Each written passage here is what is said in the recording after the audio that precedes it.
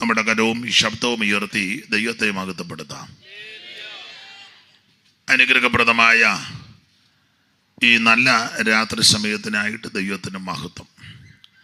ബഹുമാനപ്പെട്ട പ്രിയ Paul Vilakkuvattom pastor, ഇന്ന് രാത്രിയിലെ യോഗാധ്യക്ഷൻ, ഇവിടെ ആയിരിക്കുന്ന ബഹുമാനരായ ദൈവ ഭൃത്യന്മാർ, ഈ ഗ്രൗണ്ടിൽ പ്രാർത്ഥനയോടെ എത്തിച്ചേർന്നിരിക്കുന്ന മാന്യ ദൈവമക്കൾ, സമീപ ഭവനങ്ങളിലും സ്ഥലത്തും ശബ്ദപരിധിയിലുമൊക്കെ ഇരുന്ന് ഇന്ന് രാത്രിയിലെ ഈ ശുശ്രൂഷ ശ്രദ്ധിക്കുന്ന കേൾക്കുന്ന പ്രിയപ്പെട്ടവർ,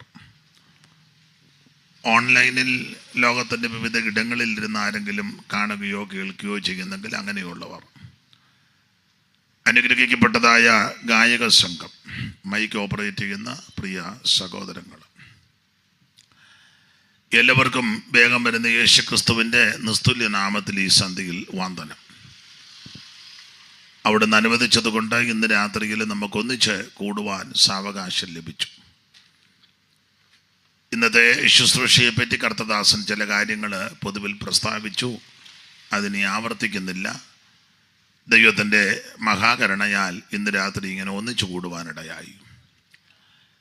എല്ലാ പ്രിയപ്പെട്ടവരെയും ഇന്ന് രാത്രി ദൈവം അനുഗ്രഹിക്കട്ടെ. ഈ രാത്രിയിലെ തിരുവചന ശുശ്രൂഷയ്ക്ക് അടിസ്ഥാനമായി വളരെ പരിചിതമായ തിരുവെടുത്താണ് വായിച്ചത്. കഴിഞ്ഞ രാത്രികളിലൊക്കെ ശ്രേഷ്ഠരാകുന്ന ദൈവഭൃത്യന്മാരെ ദൈവം അയച്ച് കൂടപ്പെട്ടവർക്കും ദേശവാസികൾക്കും ആവശ്യമുള്ള ആത്മീക സന്ദേശങ്ങൾ ഇവിടെ അറിയിച്ചിട്ടുണ്ട്. ഇന്ന് രാത്രിയിലും അല്പസമയങ്ങൾ നമുക്ക് ദൈവത്തിൻ്റെ വചനത്തിൽ നിന്ന് ധ്യാനിക്കണം. അതിന് അടിസ്ഥാനമായിട്ട് വളരെ പരിചിതമായൊരു തിരുവെടുത്താണ് വായിച്ചത്. എബ്രായ ലേഖനം 9-ാം അധ്യായത്തിൻ്റെ 27-28 തിരുവെടുത്തുകൾ മാന്യ കർത്തൃദാസൻ ഒരിക്കൽ കൂടി വായിച്ച് സഹായിക്കണം. ഒരിക്കൽ മരിക്കുകയും പിന്നെ ന്യായവിധിയും മനുഷ്യർക്ക് നിയമിച്ചിരിക്കുകയാൽ ക്രിസ്തുവും അങ്ങനെ തന്നെ അനേകരുടെ പാപങ്ങളെ ചുമപ്പാൻ ഒരിക്കൽ അർപ്പിക്കപ്പെട്ടു. തനിക്കായി കാത്തു നിൽക്കുന്നവരുടെ രക്ഷയ്ക്കായി അവൻ പാപം കൂടാതെ രണ്ടാമതും പ്രത്യക്ഷനാകും. ദൂരവേയല്ല മരണം എന്നാർക്കറിയാം, ലേശവും ഇല്ല സമയം. ദൂരവേയല്ല മരണം എന്നാർക്കറിയാം, ലേശവും ഇല്ല സമയം. രാജാക്കന്മാർ വലിയ ധീരന്മാരായവരും, രാജാക്കന്മാർ വലിയ ധീരന്മാരായവരും, ധീരസാധുക്കളും ഈ ലോകം വെടിഞ്ഞു പോകും. ധീരസാധുക്കളും ഈ ലോകം വെടിഞ്ഞു പോകും. എപ്പോഴാണ് എൻ്റെ സോദര മൃത്യു വരുന്ന ഓർക്കായിലെന്ന് കഷ്ടമേ.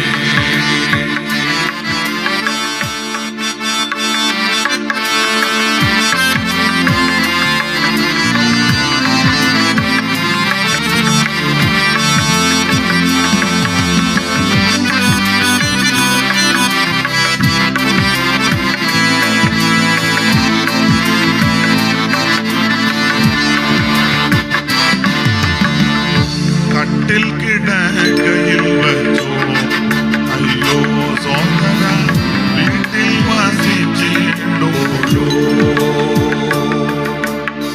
കട്ടിൽ കിടക്കയിൽ വച്ചോ അയ്യോ സോദര, വീട്ടിൽ വസിച്ചിടുമ്പോഴോ.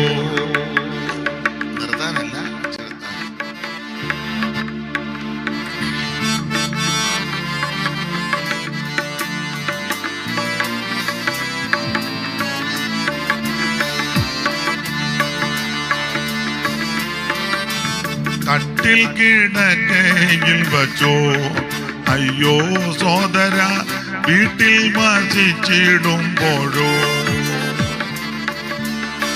കാടുമലകളിലോ റോഡുതരുകളിലോ, കാടുമലകളിലോ റോഡുതെരുകളിലോ കൂട്ടുകാർ ചേർന്നു വഴിയാത്രകൾ ചെയ്യുമ്പോഴോ കൂട്ടുകാർ ചേർന്നു വഴിയാത്രകൾ ചെയ്യുമ്പോഴോ എപ്പോഴാണ് എന്റെ സോദര മൃത്യു വരുന്ന ഓർക്കായിരുന്നത് കഷ്ടമേ.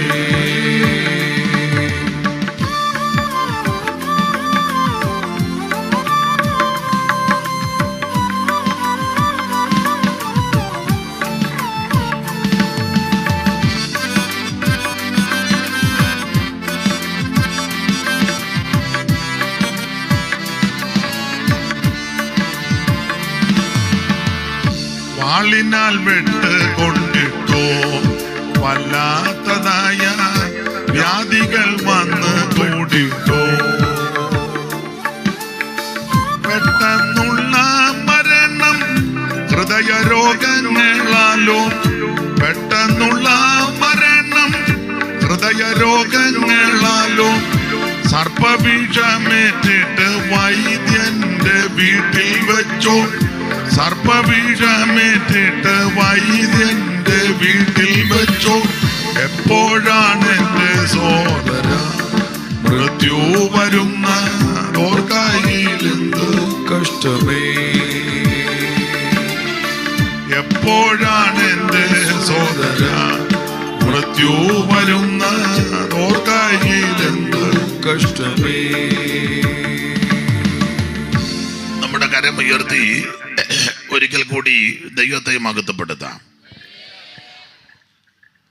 അനുഗ്രഹപ്രദമായ ഈ നല്ല രാത്രി സമയത്തിനായിട്ട് ദൈവത്തെ മഹത്വപ്പെടുത്തുന്നു. കൂടപ്പെട്ടിരിക്കുന്ന എല്ലാവരെയും ഇന്ന് രാത്രി ദൈവം അനുഗ്രഹിക്കട്ടെ. ഈ ശാന്തമായ അന്തരീക്ഷത്തിൽ ഈ പ്രാവശ്യത്തെ ഇവിടുത്തെ കൺവെൻഷന്റെ ഒടുവിലത്തെ രാത്രിയിൽ നമുക്കൊന്നിച്ചു കൂടി ദൈവത്തെ മഹത്വപ്പെടുത്തുവാൻ ദൈവം ചെയ്ത കരുണയ്ക്കായിട്ട് സമയത്തിനായിട്ട് ദൈവത്തിന് മഹത്വം. എല്ലാ പ്രിയപ്പെട്ടവരെയും ഇന്ന് രാത്രി ദൈവം അനുഗ്രഹിക്കട്ടെ. കഴിഞ്ഞ രാത്രികളിൽ ശക്തമായ സുവിശേഷ സന്ദേശം ഈ ദേശത്തോട് വന്നവരോട് ദൈവം അറിയിച്ചു.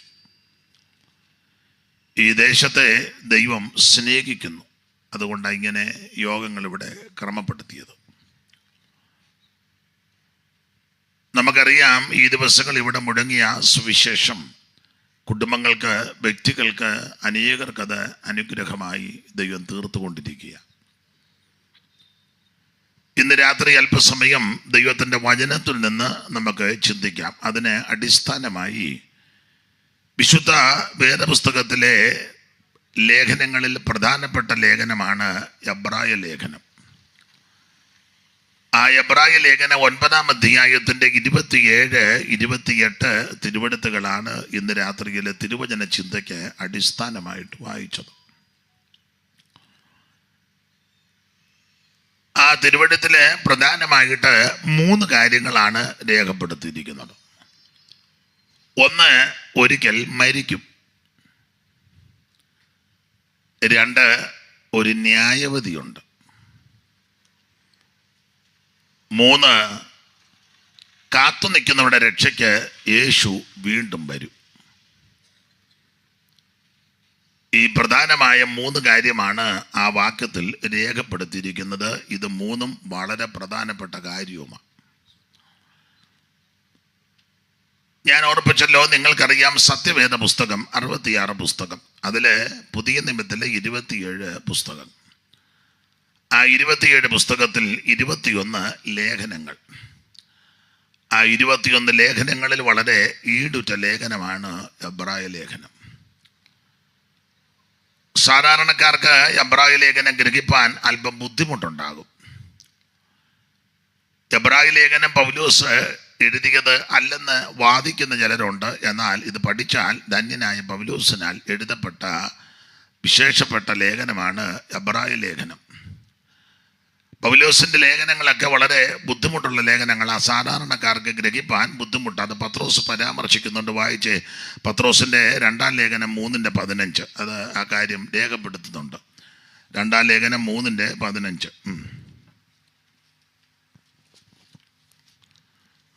അങ്ങനെ തന്നെ നമ്മുടെ പ്രിയ സഹോദരനായ പൗലോസും തനിക്ക് ലഭിച്ച ജ്ഞാനത്തിന് തക്കവണ്ണം നിങ്ങൾക്കും ഇതിനെക്കുറിച്ച് സംസാരിക്കുന്ന സകല ലേഖനങ്ങളിലും എഴുതിയിട്ടുണ്ടല്ലോ. അടുത്തത്, അവയിൽ ഗ്രഹിപ്പാൻ പ്രയാസമുള്ളത് ചിലതുണ്ട്. അപ്പോൾ ഗ്രഹിപ്പാൻ പ്രയാസമുള്ള ചില കാര്യങ്ങളുണ്ട്. എല്ലാവർക്കും ഇത് ഗ്രഹിക്കത്തില്ല, എല്ലാവർക്കും മനസ്സിലാകുകയില്ല. ചില കാര്യങ്ങളുണ്ട് ഗ്രഹിപ്പാൻ പ്രയാസമുള്ളത്. പിന്നെ അറിവില്ലാത്തവരും, അപ്പൊ ഇതിനെപ്പറ്റി അറിവില്ലാത്തവരും അസ്ഥിരവരുമായവർ ശേഷം തിരുവെഴുത്തുകളെ പോലെ അതും തങ്ങളുടെ നാശത്തിനായി കോട്ടിക്കളയുന്നു. അപ്പൊ തിരുവെടുത്ത് ചിലർ കോട്ടിക്കളയുന്നത് ഗുണം വരാനല്ല, നാശത്തിനാ. അപ്പൊ കോട്ടിക്കളയരുത്. അപ്പോൾ എബ്രായ ലേഖനം വളരെ ഈടുറ്റ ലേഖനമാണ്. എല്ലാവർക്കും പെട്ടെന്ന് ചിലപ്പോൾ പിടികിട്ടിയെന്ന് വരികയല്ല ഇതിലെ പ്രയോഗങ്ങളും ചില സംഭവങ്ങളും. കൊരിന്ത്യർക്ക് എഴുതിയ 2-ാം ലേഖനം 10-ലും ഒരു പരാമർശം ഉണ്ടല്ലോ, ഒന്ന് വായിച്ചു.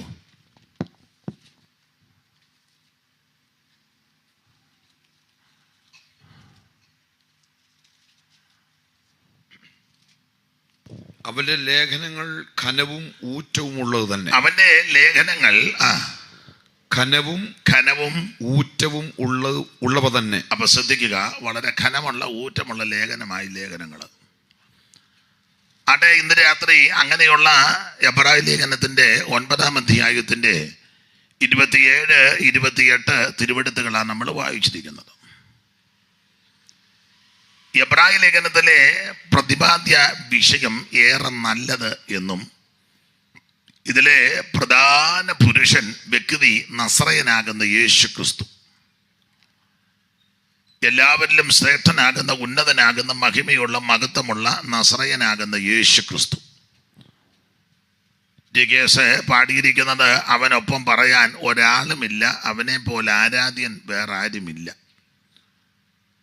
നിർദോഷൻ, നിർമ്മലൻ, പവിത്രൻ, പാപികളോട് വേർപെട്ടവൻ, സ്വർഗത്തെക്കാൾ വലിയവൻ.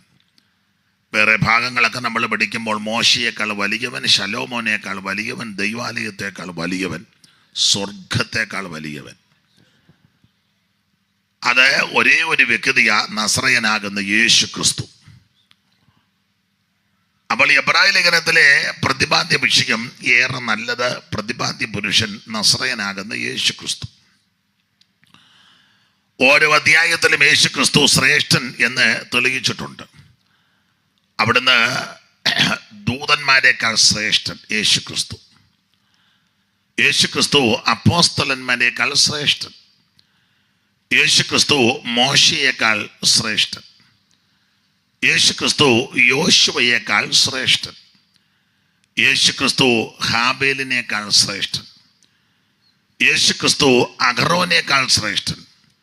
യേശു ക്രിസ്തു മഹാപുരോഹിതന്മാരെക്കാൾ ശ്രേഷ്ഠൻ.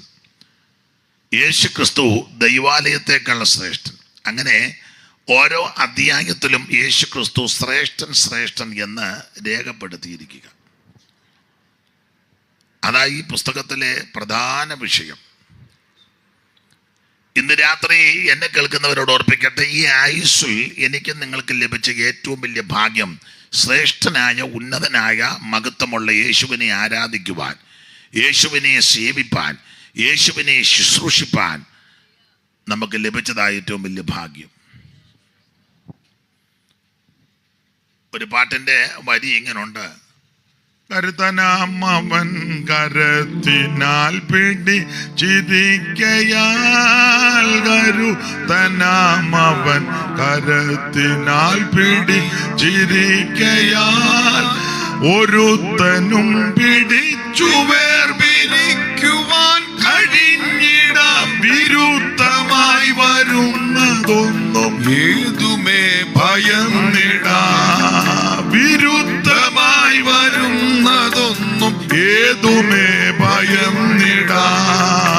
ഇതെന്തോ ഭാഗ്യമേശുനാഥനോടു ചേർന്നു ഞാനിതാ.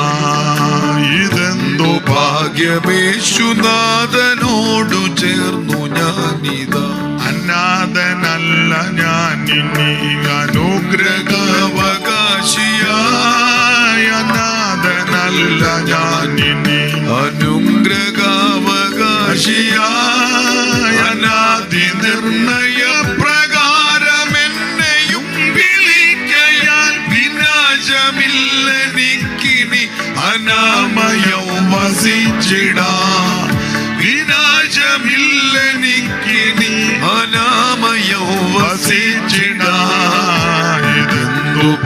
യേശുനാഥനോടു ചേർന്നു ഞാനിതാ. ഇതെന്ത് ഭാഗ്യം, യേശുനാഥനോടു ചേർന്നു ഞാനിതാ. ഇത്ര ശ്രേഷ്ഠനാഥൻ എന്റെ മിത്രമായി ഭവിച്ചു. ഇത്ര ശ്രേഷ്ഠനാഥൻ എന്റെ മിത്രമായി ഭവിച്ചു. ഇതെന്തു ഭാഗ്യം, യേശുനാഥനോടു ചേർന്നു ഞാനിതാ. ഇതെന്തു ഭാഗ്യം, യേശുനാഥനോടു ചേർന്നു ഞാനിതാ. കരമുയർത്തി ദൈവത്തെ മഹത്വപ്പെടുത്തുക. അപ്പോൾ ഈ ആയുസ്സിൽ നമുക്ക് ലഭിച്ച ഏറ്റവും വലിയ ഭാഗ്യം സത്യദൈവമായ, നിത്യദൈവമായ, ഏകദൈവമായ, സാക്ഷാൽ ദൈവമായ, ജീവനുള്ള ദൈവമായ യേശു ക്രിസ്തുവിനെ ആരാധിക്കുന്നതാണ്. അതായത് പുസ്തകത്തിലെ പ്രധാന വിഷയം നസ്രയനാകുന്ന യേശു ക്രിസ്തു. ആട്ടെ, അധികം ദീർഘമാക്കുന്നില്ല ആ ഭാഗം. ഓരോ അധ്യായത്തിലും യേശു ക്രിസ്തു ശ്രേഷ്ഠൻ എന്ന് തെളിയിച്ചു. 9-ാം അധ്യായത്തിലേക്ക് പ്രവേശിക്കുമ്പോൾ ഇപ്പോൾ വായിച്ച ആ 2 വാക്യത്തിനകത്ത് ഞാൻ പ്രാരംഭത്തിൽ സൂചിപ്പിച്ചു, നിങ്ങൾക്കറിയാം 3 കാര്യമാണ് പ്രധാനമായിട്ട് രേഖപ്പെടുത്തിയിരിക്കുന്നത്.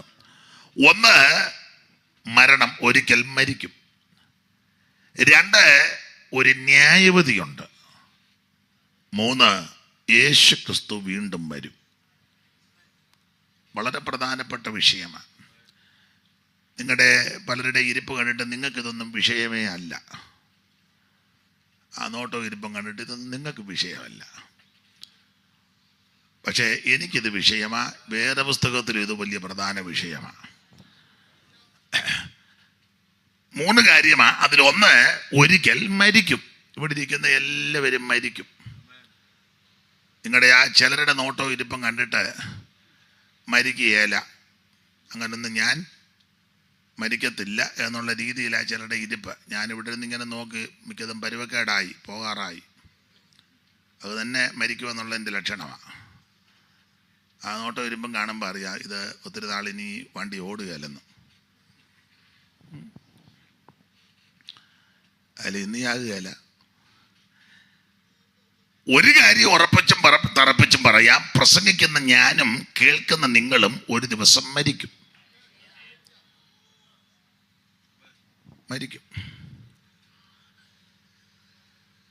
സിനിമാ പാട്ടാണോ നാടകത്തിലാണോ ഒരു വരിയുണ്ട്, പണ്ട് കേട്ടിട്ടുള്ളതാ. വരിയെല്ലാം മറന്നുപോയി. പക്ഷേ തെറ്റ് കാരണം ഞങ്ങൾ ക്ഷമിക്കണം. ഇപ്പം വേണേ യൂട്യൂബുകാർ കട്ട് ചെയ്തിടുന്നവർ പറയാം അയാളിപ്പോൾ സുവിശേഷം ഒന്നും പറയുന്നില്ല, സിനിമാ പാട്ട് പാടി നീ എന്തെങ്കിലും ഒപ്പിയിലല്ല ഇപ്പം എന്നാ ചെയ്യുന്നു. വരി ഇങ്ങനെ തെറ്റ് കാരണം ക്ഷമിക്കണം. പക്ഷെ നല്ല അർത്ഥമുള്ളത്. മരണം വാതിൽക്കലൊരു നാൾ. നിങ്ങൾക്കത് അറിയത്തില്ലല്ലയോ? നിങ്ങളെല്ലാം ആത്മീയരായതുകൊണ്ട്. ഏതായാലും തികഞ്ഞ ആത്മീയരായ ഗ്രൗണ്ടിൽ വന്നിരിക്കുന്നത്. മരണം വാതിൽക്കലൊരു നാൾ മഞ്ചലുമായി വന്നു നിൽക്കുമ്പോൾ, മരണം വാതിൽക്കലൊരു നാൾ പാടമേ ചാത്തുപോകല്ലേ, മഞ്ചലുമായി വന്നു നിൽക്കുമ്പോ. അപ്പൊ ശ്രദ്ധിച്ചേ, മരണം വാതുക്കല. സകല എണ്ണവും മരിക്കും. മരിക്കുകയല്ലേ മോനെ? ഓ, മൈക്ക് ഓപ്പറേറ്റ് ചെയ്യുന്ന ഉള്ളിയും മരിക്കും. നല്ല തവലക്കാരനും മരിക്കും. പിന്നെ സകല എണ്ണവും. കാരണം ഒരിക്കൽ മരിക്കും എന്നുള്ളത് ദൈവത്തിന്റെ വചനത്തിന്റെ വ്യവസ്ഥയാണ്. ഞങ്ങളുടെ നാട്ടിൽ, എൻ്റെ നാട് കുട്ടനാട്ടില്ല, അവിടെ ഹൈന്ദവ സ്നേഹിതന്മാർ ധാരാളമുണ്ട്, കത്തോലിക്ക സഹോദരന്മാരും ധാരാളമുണ്ട്. അപ്പോൾ കത്തോലിക്കരാകുന്ന പ്രിയപ്പെട്ടവരുടെ വീടുകളിൽ മരണമൊക്കെ നടക്കുമ്പോൾ റെക്കോർഡിടും. ചിലർ മൈക്കിൽ കൂടെയൊക്കെ പാടും. അതും ഇതുപോലെ നല്ലൊരു വരിയ, നല്ല അർത്ഥസമ്പുഷ്ടമായൊരു വരിയ. തെറ്റ് കാണുന്നേ ക്ഷമിക്കണം. മരണം വരുമൊരു നാൾ ഓർക്കുക മർത്യാ,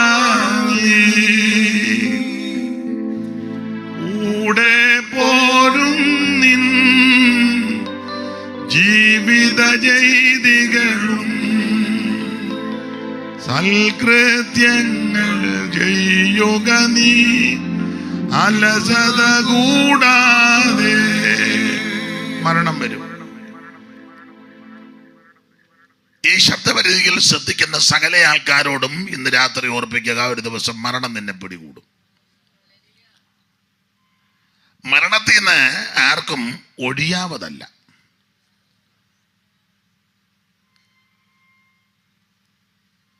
മരിക്കുന്നതിന് മുമ്പ്, സ്വാഭാവിക മരണം നടക്കുന്നതിന് മുമ്പ് ചില ലക്ഷണങ്ങൾ കാണാം.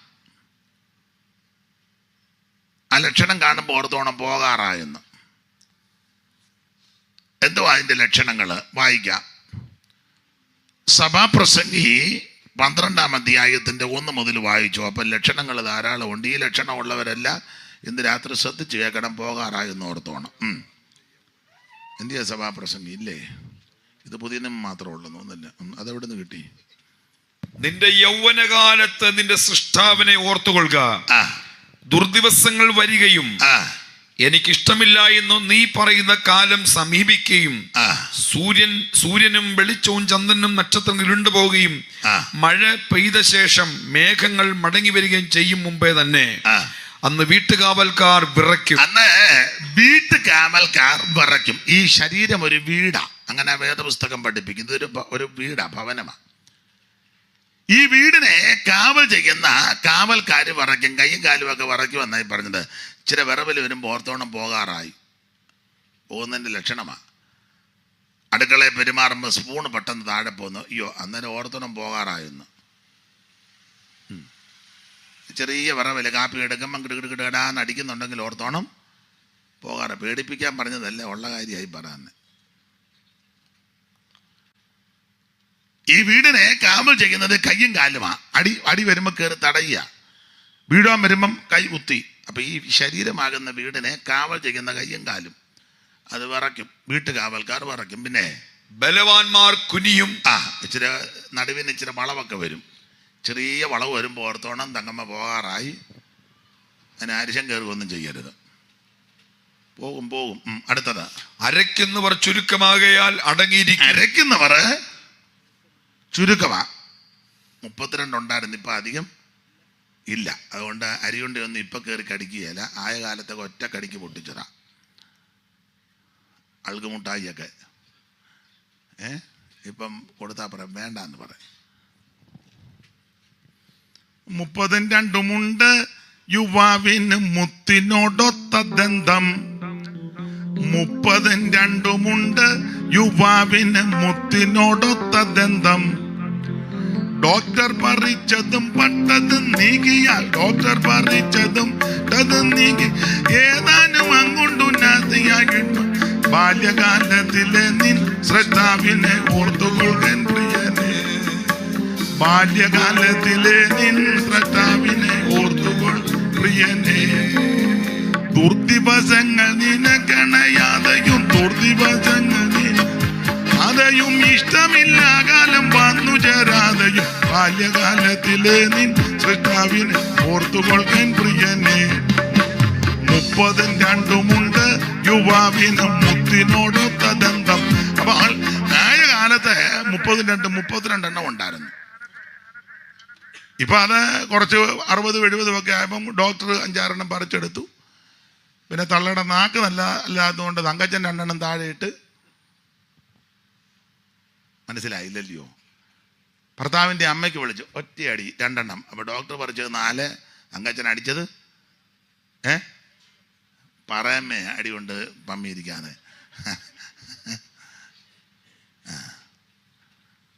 ചുരുക്കി പറഞ്ഞ ഡോക്ടർ പറിച്ചതും പട്ടുപോയതും ദ്രവിച്ചതും എല്ലാം കൂടെ പോയി. ഇപ്പം ഏതാണ്ട് നാസ്തിയായിട്ട് 3-4 ഇപ്പൊ ചുരുക്കമാണ്. അതുകൊണ്ട് അടങ്ങിയിരിക്കും. അരയ്ക്കുന്നവർ ചുരുക്കമാകയാൽ അടങ്ങിയിരിക്കും. പിന്നെ വെളിവാതിലുകളിൽ കൂടി നോക്കുന്നവർ അന്ധന്മാരാകും. അപ്പുറത്തെ വീട്ടിൽ ആരാ വന്നെന്ന് ഇപ്പുറത്തെ വീട്ടിൽ കൃത്യം പറഞ്ഞ അമ്മാമ്മ ഇപ്പം ഒന്നും പിടികിട്ടില്ല. ആരാണ് അങ്ങോട്ട് പോകുന്നത് പോലെ ആരാന്നോ. അപ്പൊ ഇത് ഇങ്ങനെയൊക്കെ നോക്കുമ്പോൾ ഓർത്തോണം പോകാറായി, ചാകാറായെന്ന്. പിന്നെ തെരുവിലെ കതകുകൾ അടയും. അപ്പുറത്തെ വീട്ടിൽ പറയുന്നത് കൃത്യം കേൾക്കുകയായിരുന്നു ഇവിടെ നിന്ന്. ഇപ്പം അടുത്തിരുന്ന് പറഞ്ഞാൽ പോലും കേൾക്കുകയില്ല. ഞങ്ങളുടെ അവിടെ ഒരു അമ്മയുണ്ടായിരുന്നു. അമ്മ ഇച്ചിരി ചെവി കേൾവി കുറവാണ്. അപ്പം അമ്മയോട് ചോദിക്കുന്നതിനല്ല അമ്മ മറുപടി പെടുന്നത്. നമ്മൾ ചോദിക്കും എപ്പോൾ വന്നു, നെല്ല് പുഴുങ്ങിയെന്നോ, ഉണങ്ങുകയല്ല. എപ്പോൾ വന്നെന്ന് ചോദിച്ചേനാ. അച്ചായന് സൗഖ്യമായിട്ടിരിക്കുന്നു, ഭയങ്കര വെള്ളമാണ്, നീന്തി കയറിയാ വന്നേ. അപ്പോൾ ഇതൊക്കെ കേൾക്കുമ്പോൾ ഓർത്തോണം ആള് പോകാറായി. തെരുവിലെ കഥകൾ അടയ്ക്കും. പിന്നെ അരയ്ക്കുന്ന ശബ്ദം മന്ദമാകും. പതുക്കെ കഴിക്കുവുള്ളൂ. പെട്ടെന്നൊന്നും കഴിച്ചേ ചെടിനേക്കാനൊക്കത്തില്ല. അത് താമസിച്ച് കഴിക്കുമ്പോൾ ഓർത്തണം പോകാറായെന്ന്. പിന്നെ പക്ഷികളുടെ ശബ്ദത്തിങ്കൽ ഉണർന്നു പോകും. എന്ത് ചെയ്താൽ തള്ളയ്ക്ക് ഉറക്കമില്ല. ഉറങ്ങുന്നവരോട്ട് ഉറക്കുക ഇല്ല. 4 മണിയാകുമ്പോൾ അടുക്കളയൊക്കെ സ്റ്റീൽ പാത്രം പൊത്തോന്ന് താഴോട്ട് ഇടുക. വീട്ടിൽ കിടന്നുറങ്ങുന്നവരെല്ലാം ഞെട്ടി എന്ത് ചെയ്താൽ ഉറക്കമില്ല. ഉറക്കം കുറെ പോർത്തോണം പോകാറായി. പാട്ടുകാരത്തികളൊക്കെയും തളരുകയും ചെയ്യും. ശ്വാസം പിടിച്ച് പാടാനൊന്നും നോക്കത്. ഞങ്ങളിപ്പോൾ പാടുന്ന പാട്ടൊക്കെ ചില അമ്മമാർ പറയും ഞാൻ ആയ കാലത്ത് ശ്വാസം പിടിച്ച് പാടിയതാ, ഇപ്പം പാടാൻ വയ്യ, കാരണം പോകാറായി. അന്നവർ കയറ്റത്തെ പേടിക്കും. പിന്നെ വഴിയിൽ ഭീതിയുള്ളതായി തോന്നും. ബദാം വൃക്ഷം പൂക്കും. ഇപ്പം പിന്നെ പൂത്തതാരാ പൂക്കാത്തതാരാന്നൊന്നും അറിയത്തില്ല.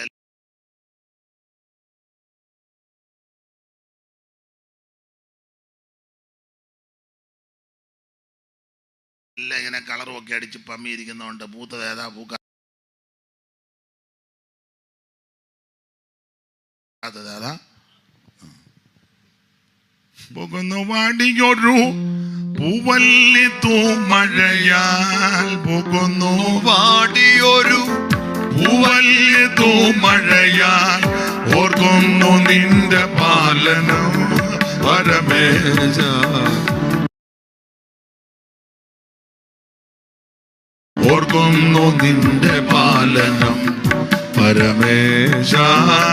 പാടും നിനക്കു നിത്യവും പരമേശ. പാടും നിനക്കു നിത്യവും. കരമുയർത്തി ദൈവത്തെ മഹത്വപ്പെടുത്ത. മോനെ മൈക്ക് വർക്ക് ചെയ്യുന്ന ആടെ പേരെന്തുവാ? ആദർശ് നന്നായിട്ട് വർക്ക് ചെയ്യുന്നുണ്ട് കേട്ടോ. ദൈവം അനുഗ്രഹിക്കട്ടെ. കഴിഞ്ഞ ദിവസങ്ങളിലൊക്കെ ചെന്നതെല്ലാം മെനകെട്ടെടുത്താണ്. തൊണ്ടയും പോയി അവന്മാരോട് വല്ലതും പറയാൻ പറ്റുമോ? പറഞ്ഞ ഉടനെ അവന്മാർ പറയും എന്നെ ജനിച്ചിട്ടത് മൈക്കിൻ്റെ പുറത്താന്ന് പറയും. അതുകൊണ്ടൊന്നും മിണ്ടാനൊക്കത്തില്ല. നന്നായിരിക്കുന്നു കേട്ടോ. ഇവിടെ അന്ന് അങ്ങനെ വലിയ ഇടിപിടി ഒന്നുമില്ല. പക്ഷേ നല്ല മറ്റേതിങ്ങനെ ഇല്ലേ, നമ്മൾ കൊച്ചി കൊണ്ട് കണ്ടെയ്നർ ഇറക്കി വെച്ചതുപോലെ കൊണ്ട് ഇറക്കി വെച്ചേക്കുക. എന്തോ അതിന് പറയുന്നത് ബോക്സ് ചുമ്മാ അങ്ങാടിക്കും. എന്തോ ചുമ്മാ എന്നിട്ട് കാണുന്നതെല്ലാം പിടിച്ച് തിരിക്കുക. മോനാന്നേ അടങ്ങിയിരിക്കുക. എന്ത് നല്ല സുഖം. മറ്റവൻ ചുമ്മാ ഇട്ട് അങ്ങ് ഇന്നലെയും കണ്ടായിരുന്നു. ചുമ്മാ ഇരുന്ന് അങ്ങ് തിരിക്കുകയല്ലേ. എന്നതാന്നോ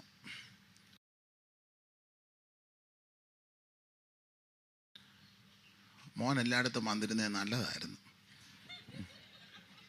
ആദർശല്ലേ? രക്ഷിക്കപ്പെട്ടതാണോ? നന്നായിരിക്കുന്നു. ദൈവം അനുഗ്രഹിക്കട്ടെ. വളരെ നന്നായിരിക്കുന്നു.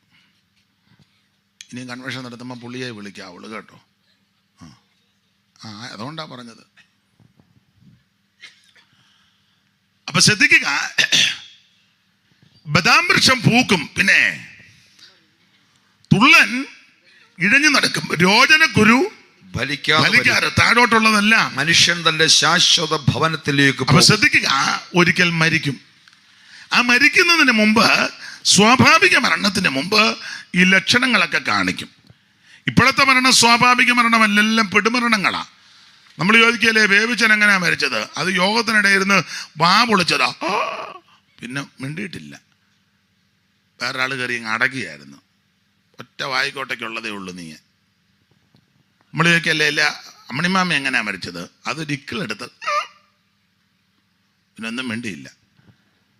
അമ്മണി ഒരു ഇക്കിളിനേ ഉള്ളൂ. അമ്മണിയുടെ വർത്താനം കേട്ടാൽ 50 ഇക്കിളിനുണ്ടെന്നും പറഞ്ഞായിരിക്കുന്നത്. പക്ഷേ ഒരിക്കലിന് പോലും ഇല്ല. സകല ആൾക്കാരും മരിക്കും.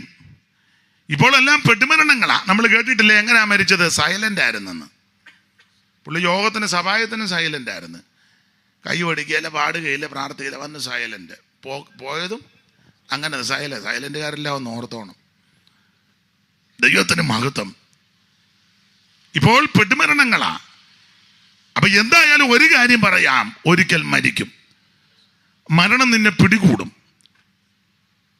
സ്തോത്രം. മനുഷ്യന്റെ ആയുസ് ചാഞ്ഞു പോകുന്ന നിഴല് പോലെയാ, പുരപ്പുറത്തെ പുല്ല് പോലെയാ, നിലത്തൊഴിക്കുന്ന വെള്ളം പോലെയാ, ആവി പോലെയാ മനുഷ്യന്റെ. ഏത് മനുഷ്യനും ഉറച്ചു നിന്നാൽ ഒരു ശ്വാസമാ. ദൈവത്തിന്റെ മഹത്വം. സങ്കീർത്തനത്തിൽ ഒരു പദമുണ്ട്, 70 ഏറെ ആയാൽ 80. അതെല്ലാം വളരെ പ്രയാസവും ബുദ്ധിമുട്ടുമാ. അത് വേഗം തീരുമെന്നാ പറഞ്ഞിരിക്കുന്നത്. നമ്മുടെ ആയുസ് ക്ഷണികമാ. മനുഷ്യ ജീവിതം 2 വിഷയത്തിൽ അധിഷ്ഠിതമാ. 1 ക്ഷണികത, 2 നിത്യത. അപ്പോൾ മരിക്കും, എല്ലാവരും മരിക്കും. മാത്രമല്ല, മരണമെന്ന് പറഞ്ഞാൽ മരണം സാർവത്രികമാ. എല്ലായിടത്തും ഉണ്ട് മരണം. ഇന്ന് രാത്രി തിരുവനന്തപുരം ജില്ലയിൽ മരണം നടക്കുമ്പോൾ കാസർഗോഡ് ജില്ലയിലും മരണമുണ്ട്, പത്തനംതിട്ട ജില്ലയിലും മരണമുണ്ട്, ആലപ്പുഴ ജില്ലയിലും മരണമുണ്ട്, അയൽ സംസ്ഥാനം തമിഴ്നാട്ടിലും മരണം നടന്നിരിക്കുക, അങ്ങ് ഡൽഹിയിലും മരണമുണ്ട്, പാകിസ്ഥാനിലും മരണമുണ്ട്, ബർമയിലും ഭൂട്ടാനിലും ഒക്കെ മരണമുണ്ട്, അമേരിക്കയിലും മരണം നടന്നിട്ടുണ്ട്. മനുഷ്യൻ എവിടെല്ലാം ഉണ്ടോ അവിടെല്ലാം മരണം നടന്നിരിക്കുക. മരണം സാർവത്രികമാണ്. അമേരിക്കക്കാര് കാശുള്ളവരാ, അല്ലെങ്കിൽ ലോകത്തിലെ നമ്പർ 1 എന്നൊക്കെയാ പറയുന്നത്, ആയിക്കോട്ടെ. പക്ഷെ അവിടെയും മരണമുണ്ട്.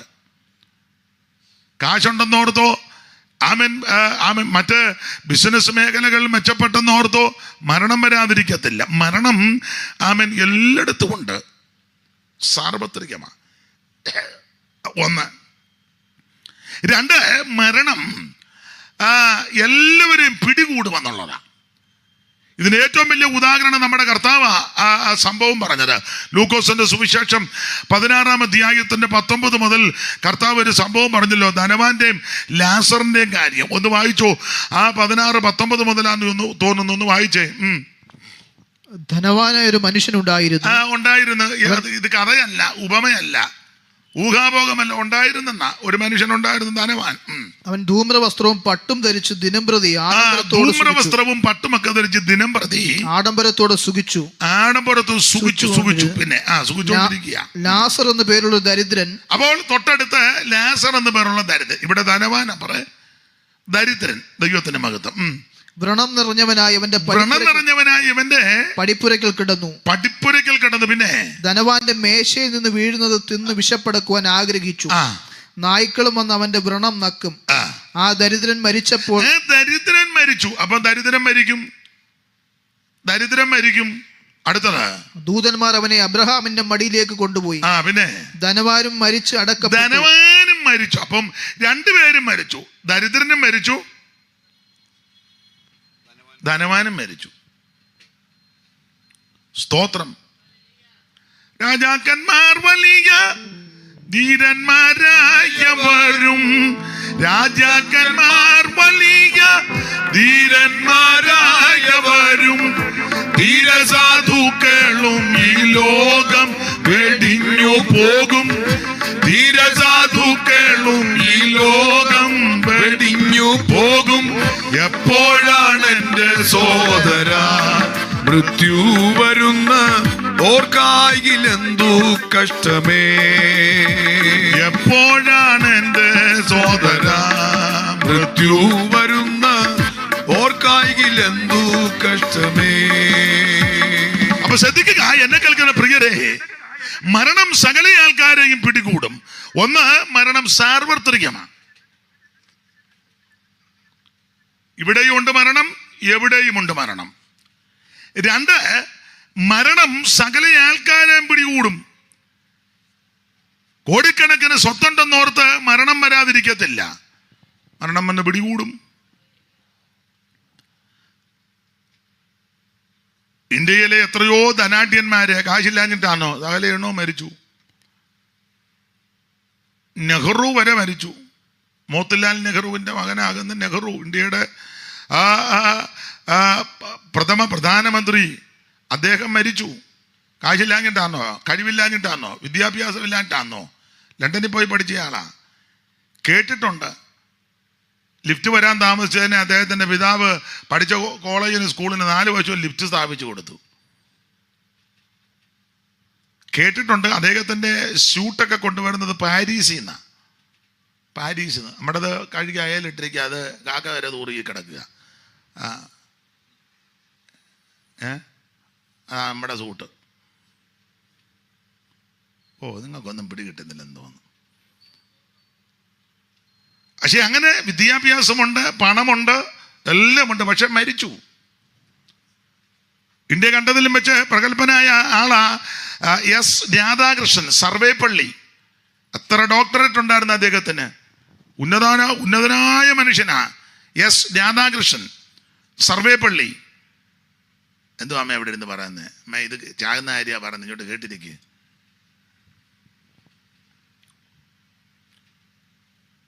അപ്പോൾ അദ്ദേഹം മരിച്ചു. അദ്ദേഹത്തിൻ്റെ 1 മണിക്കൂർ ക്ലാസ് ലഭിക്കാൻ ലോകത്തിലെ ഉന്നതന്മാരിങ്ങനെ ആകാംക്ഷ വരുത്. അദ്ദേഹം കേംബ്രിഡ്ജിലും ഓക്സ്ഫോർഡിലുമൊക്കെ വിസിറ്റിംഗ് പ്രൊഫസറായിരുന്നു. 1 മണിക്കൂർ ക്ലാസ് കിട്ടാൻ ലോകത്തിലെ ഉന്നതന്മാർ നോക്കിയിരിക്കുക. അത്രയ്ക്ക് പ്രഗത്ഭന എസ് രാധാകൃഷ്ണൻ. അദ്ദേഹവും മരിച്ചു. ആരാ മരിക്കാത്ത? NSSന്റെ സ്ഥാപകനും ആദരണീയമായ മന്നത്ത് പത്മനാഭൻ മരിച്ചില്ലയോ? സമാധി മണ്ഡപം അവിടെ ഉണ്ട്. ശ്രീനാരായണ ഗുരു, ഇന്ത്യ കണ്ടതിലേക്കും വെച്ച് മഹാനായ വ്യക്തിത്വമാണ് ശ്രീനാരായണ ഗുരു. അദ്ദേഹവും മരിച്ചു. ശ്രീമാൻ അയ്യങ്കാളി വില്ലുവണ്ടി സമരം നടത്തിയ ആളാണ്. അന്നത്തെ കാലത്ത് അയിത്തമുള്ള കാലത്ത് അദ്ദേഹം വില്ലുവണ്ടിയിൽ യാത്ര ചെയ്തു. തടയാനൊക്കെ ചെന്നു, പ്രശ്നങ്ങളുണ്ട്. പക്ഷെ യാത്ര മുന്നോട്ട് പോയി. അദ്ദേഹവും മരിച്ചു. വൈകുണ്ഠസ്വാമി മരിച്ചു. അങ്ങനെ പ്രഗത്ഭരായ എത്രയോ മതനേതാക്കന്മാർ, സാമുദായിക ഭരണ പരിഷ്കർത്താക്കൾ, മന്ത്രി പുങ്കവന്മാർ.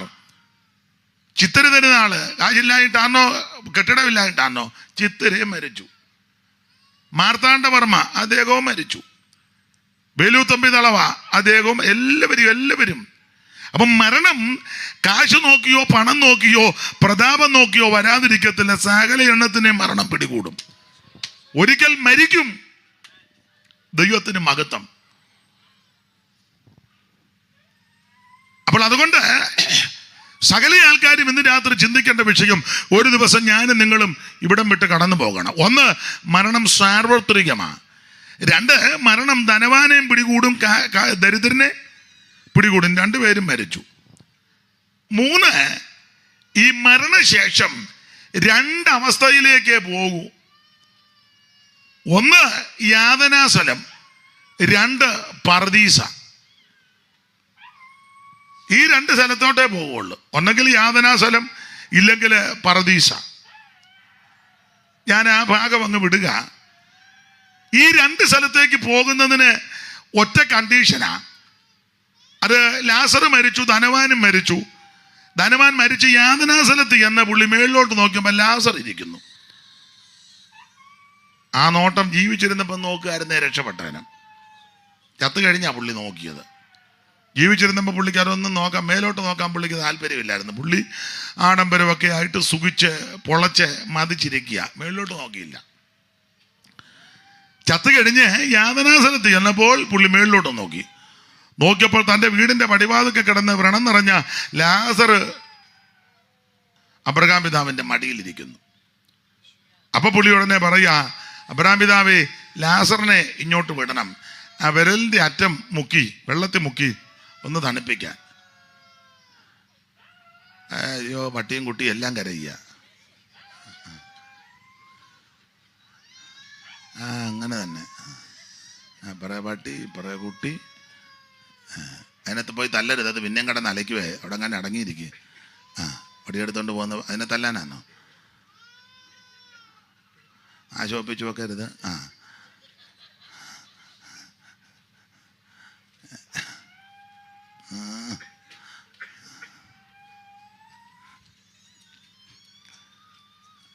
അവർ രണ്ടും ഒത്തോണ്ടാ. ഒരടി കൊടുത്തിട്ടുണ്ട്.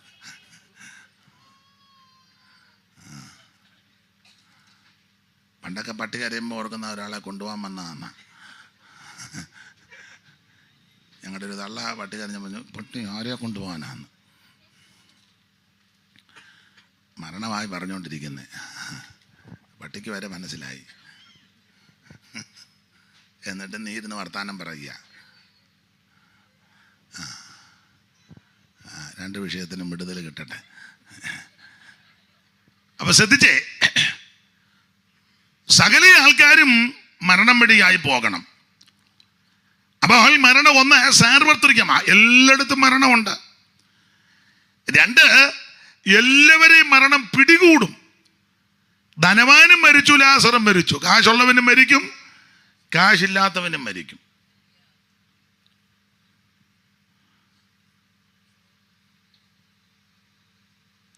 അപ്പൊ ശ്രദ്ധിക്കുക, അധ്യാത്മരാമായണത്തിൽ ഒരു വരിയുണ്ട്, ഭോഗങ്ങളോരോ ക്ഷണപ്രഭാചഞ്ചലം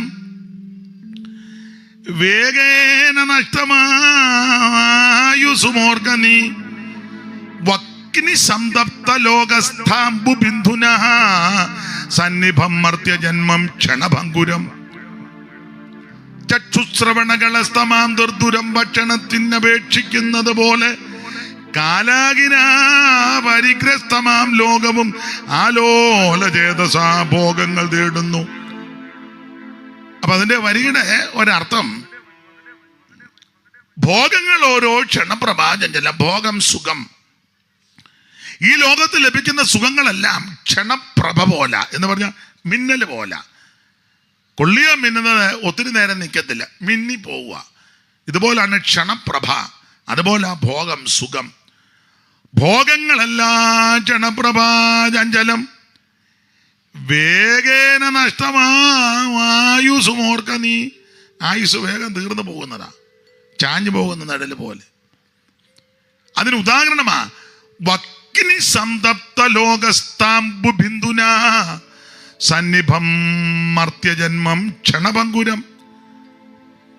വക്നി സംതപ്ത ലോകസ്ഥാംബു ബിന്ദുന എന്ന് പറഞ്ഞാൽ ചുട്ടുപഴിപ്പിച്ച ഇരുമ്പോട്ടിന്റെ പുറത്ത് ഒരു തുള്ളി വെള്ളം, അമ്പു ബിന്ദുന, വെള്ളത്തുള്ളി വീണാൽ ഒരു ശബ്ദം കേൾക്കാം, അത്രേ ഉള്ളൂ, വെള്ളം കാണുകയില്ല. ഇതുപോലെ മനുഷ്യജീവിതം, ആയുസ്.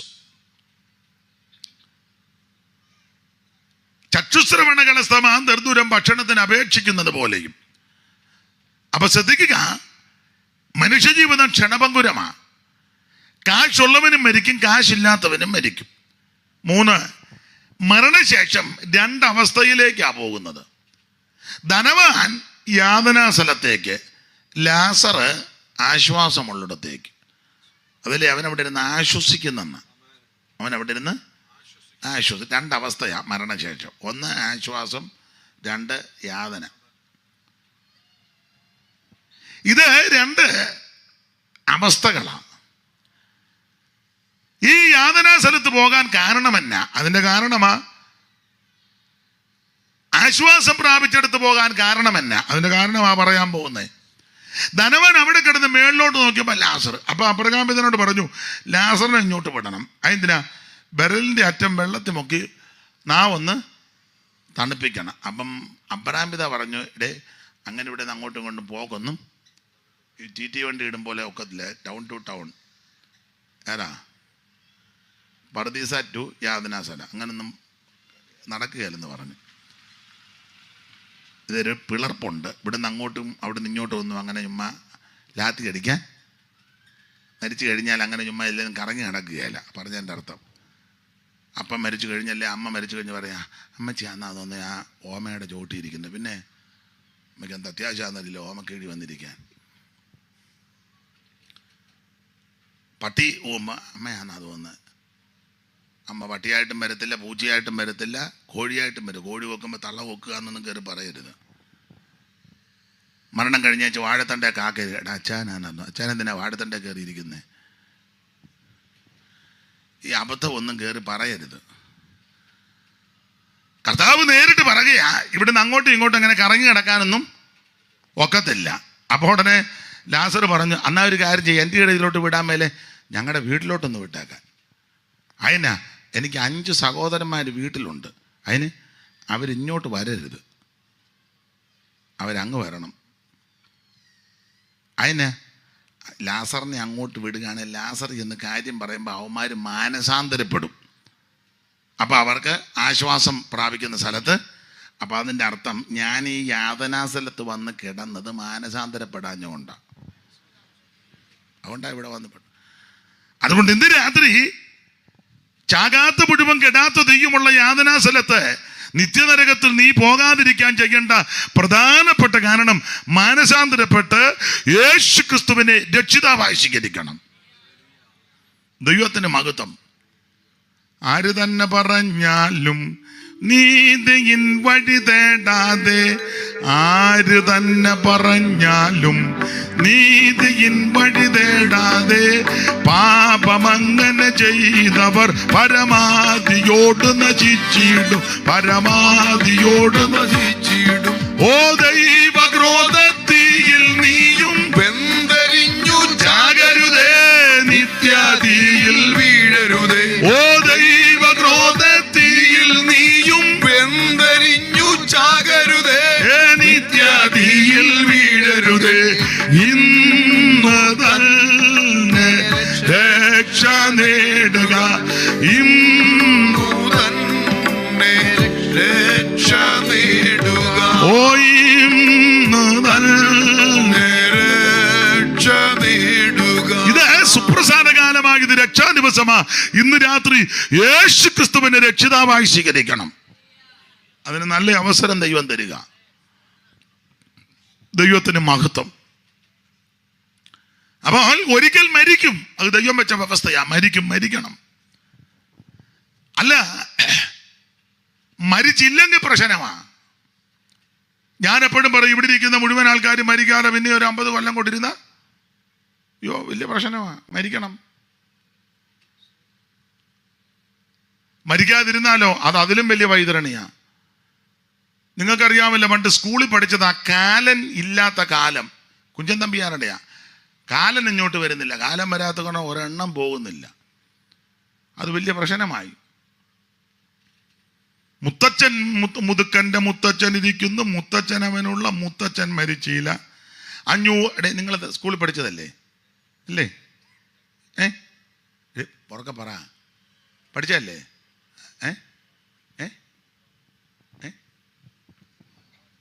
കുറച്ചോ പഠിച്ചതല്ലേ?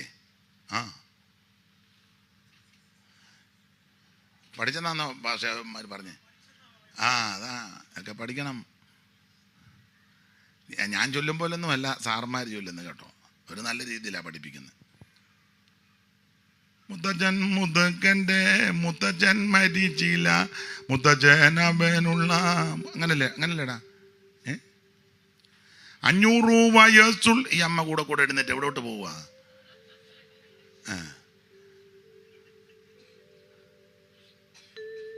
ആകെ 5-6 ഉള്ള അതിനിടെ എൻ്റെ തള്ള കൂടെ എഴുന്നേറ്റ് 500 വയസ്സുള്ളോരപ്പൂപ്പന്മാരും ഇപ്പോൾ കുഞ്ഞായിട്ടിരിക്കുന്നു. അപ്പൂപ്പൻ അവർ കൊണ്ട് കഞ്ഞിക്ക് വകയില്ല, വീടുകൾ ഒരിടത്തും കുഞ്ഞുങ്ങൾ കെട്ടു 10 പറയരി കൊണ്ടുപോരാ. 10-100 പറ വെച്ചാൽ മുതുക്കന്മാർക്ക് അതും കൊണ്ടങ് എത്രമാത്രം 2 തറ്റ് വിളമ്പുമ്പോൾ എത്തുമല്ല. കഞ്ഞി വിളമ്പുമ്പോൾ ചാകാത്തതെല്ലാം വരുമെന്ന്. അത് പ്രശ്നമായി. 10-100 പറ വെച്ചാൽ മുതുക്കന്മാർക്ക് അതുകൊണ്ട് ഒക്കുന്നില്ല. അപ്പം ചാകാതിരുന്ന പ്രശ്നമാണ്. അപ്പം മരിക്കണം. മരിച്ചേ ഒക്കൂ. ഒരിക്കൽ മരിക്കുകയും പിന്നെ ന്യായവതിയും ദൈവം നിയമിച്ചിരിക്കുന്നതാ. മരണത്തിൽ നിന്ന് ആർക്കും ഒഴിയാമതല്ല. മൂത്താമ്പാക്കൽ ഉപദേശം ഒരിക്കൽ ഇങ്ങനെ പാടി, കൊട്ടാരമായാലും വിട്ടേ മതിയാകൂ, കോട്ടയ്ക്കകത്തേക്കും മൃത്യു ചെല്ലും. 10,000 നില പൊക്കി പണിഞ്ഞാൽ അതിനുള്ളിലും സൂക്ഷം ചെന്ന് പ്ലെയിൻ ഇടിച്ച് കയറുകയായിരുന്നു. എംപയർ സ്റ്റേറ്റ് ബിൽഡിങ് അമേരിക്കയിലെ 100 നില കൂടുതലാണ്. അവന്മാർ സൂക്ഷം ചെന്ന് ഇടിച്ച് അന്നേരം തീർന്നു. മനസ്സിലായോ? പിന്നെ രണ്ടാമത് അവർ പണിതു. അതിനകത്ത് ഞാൻ കയറിയിട്ടുണ്ട്. നാളെ പോയപ്പോൾ ഒന്ന് കയറിയതാ. ഇതെങ്ങനെയാണെന്ന് അറിയാൻ കയറിയതാ. കയറിയപ്പോഴേ പ്രാർത്ഥിച്ചു, കർത്താവേ ഞാൻ കയറുമ്പോഴൊന്നും ഇടി നടക്കരുത്, കാരണം ഇവിടെ വിളക്കുവട്ടത്തിൻ്റെ കൺവെൻഷനൊക്കെ വന്ന് പ്രസംഗിക്കേണ്ട, അവിടെ ഇടിച്ചിടരുതെന്ന്. അപ്പം എത്ര നില പൊക്കിപ്പണിഞ്ഞാലും സൂക്ഷം അവിടെ വന്ന് കയറും. അതുകൊണ്ടല്ലയോ നിങ്ങൾ ഹൈന്ദവ സ്നേഹിതന്മാർ സപ്താഹമൊക്കെ നടത്തുമല്ലോ. സപ്താഹം അതിൻ്റെ ചരിത്രം നിങ്ങൾ അവരോട് ചോദിക്കണം.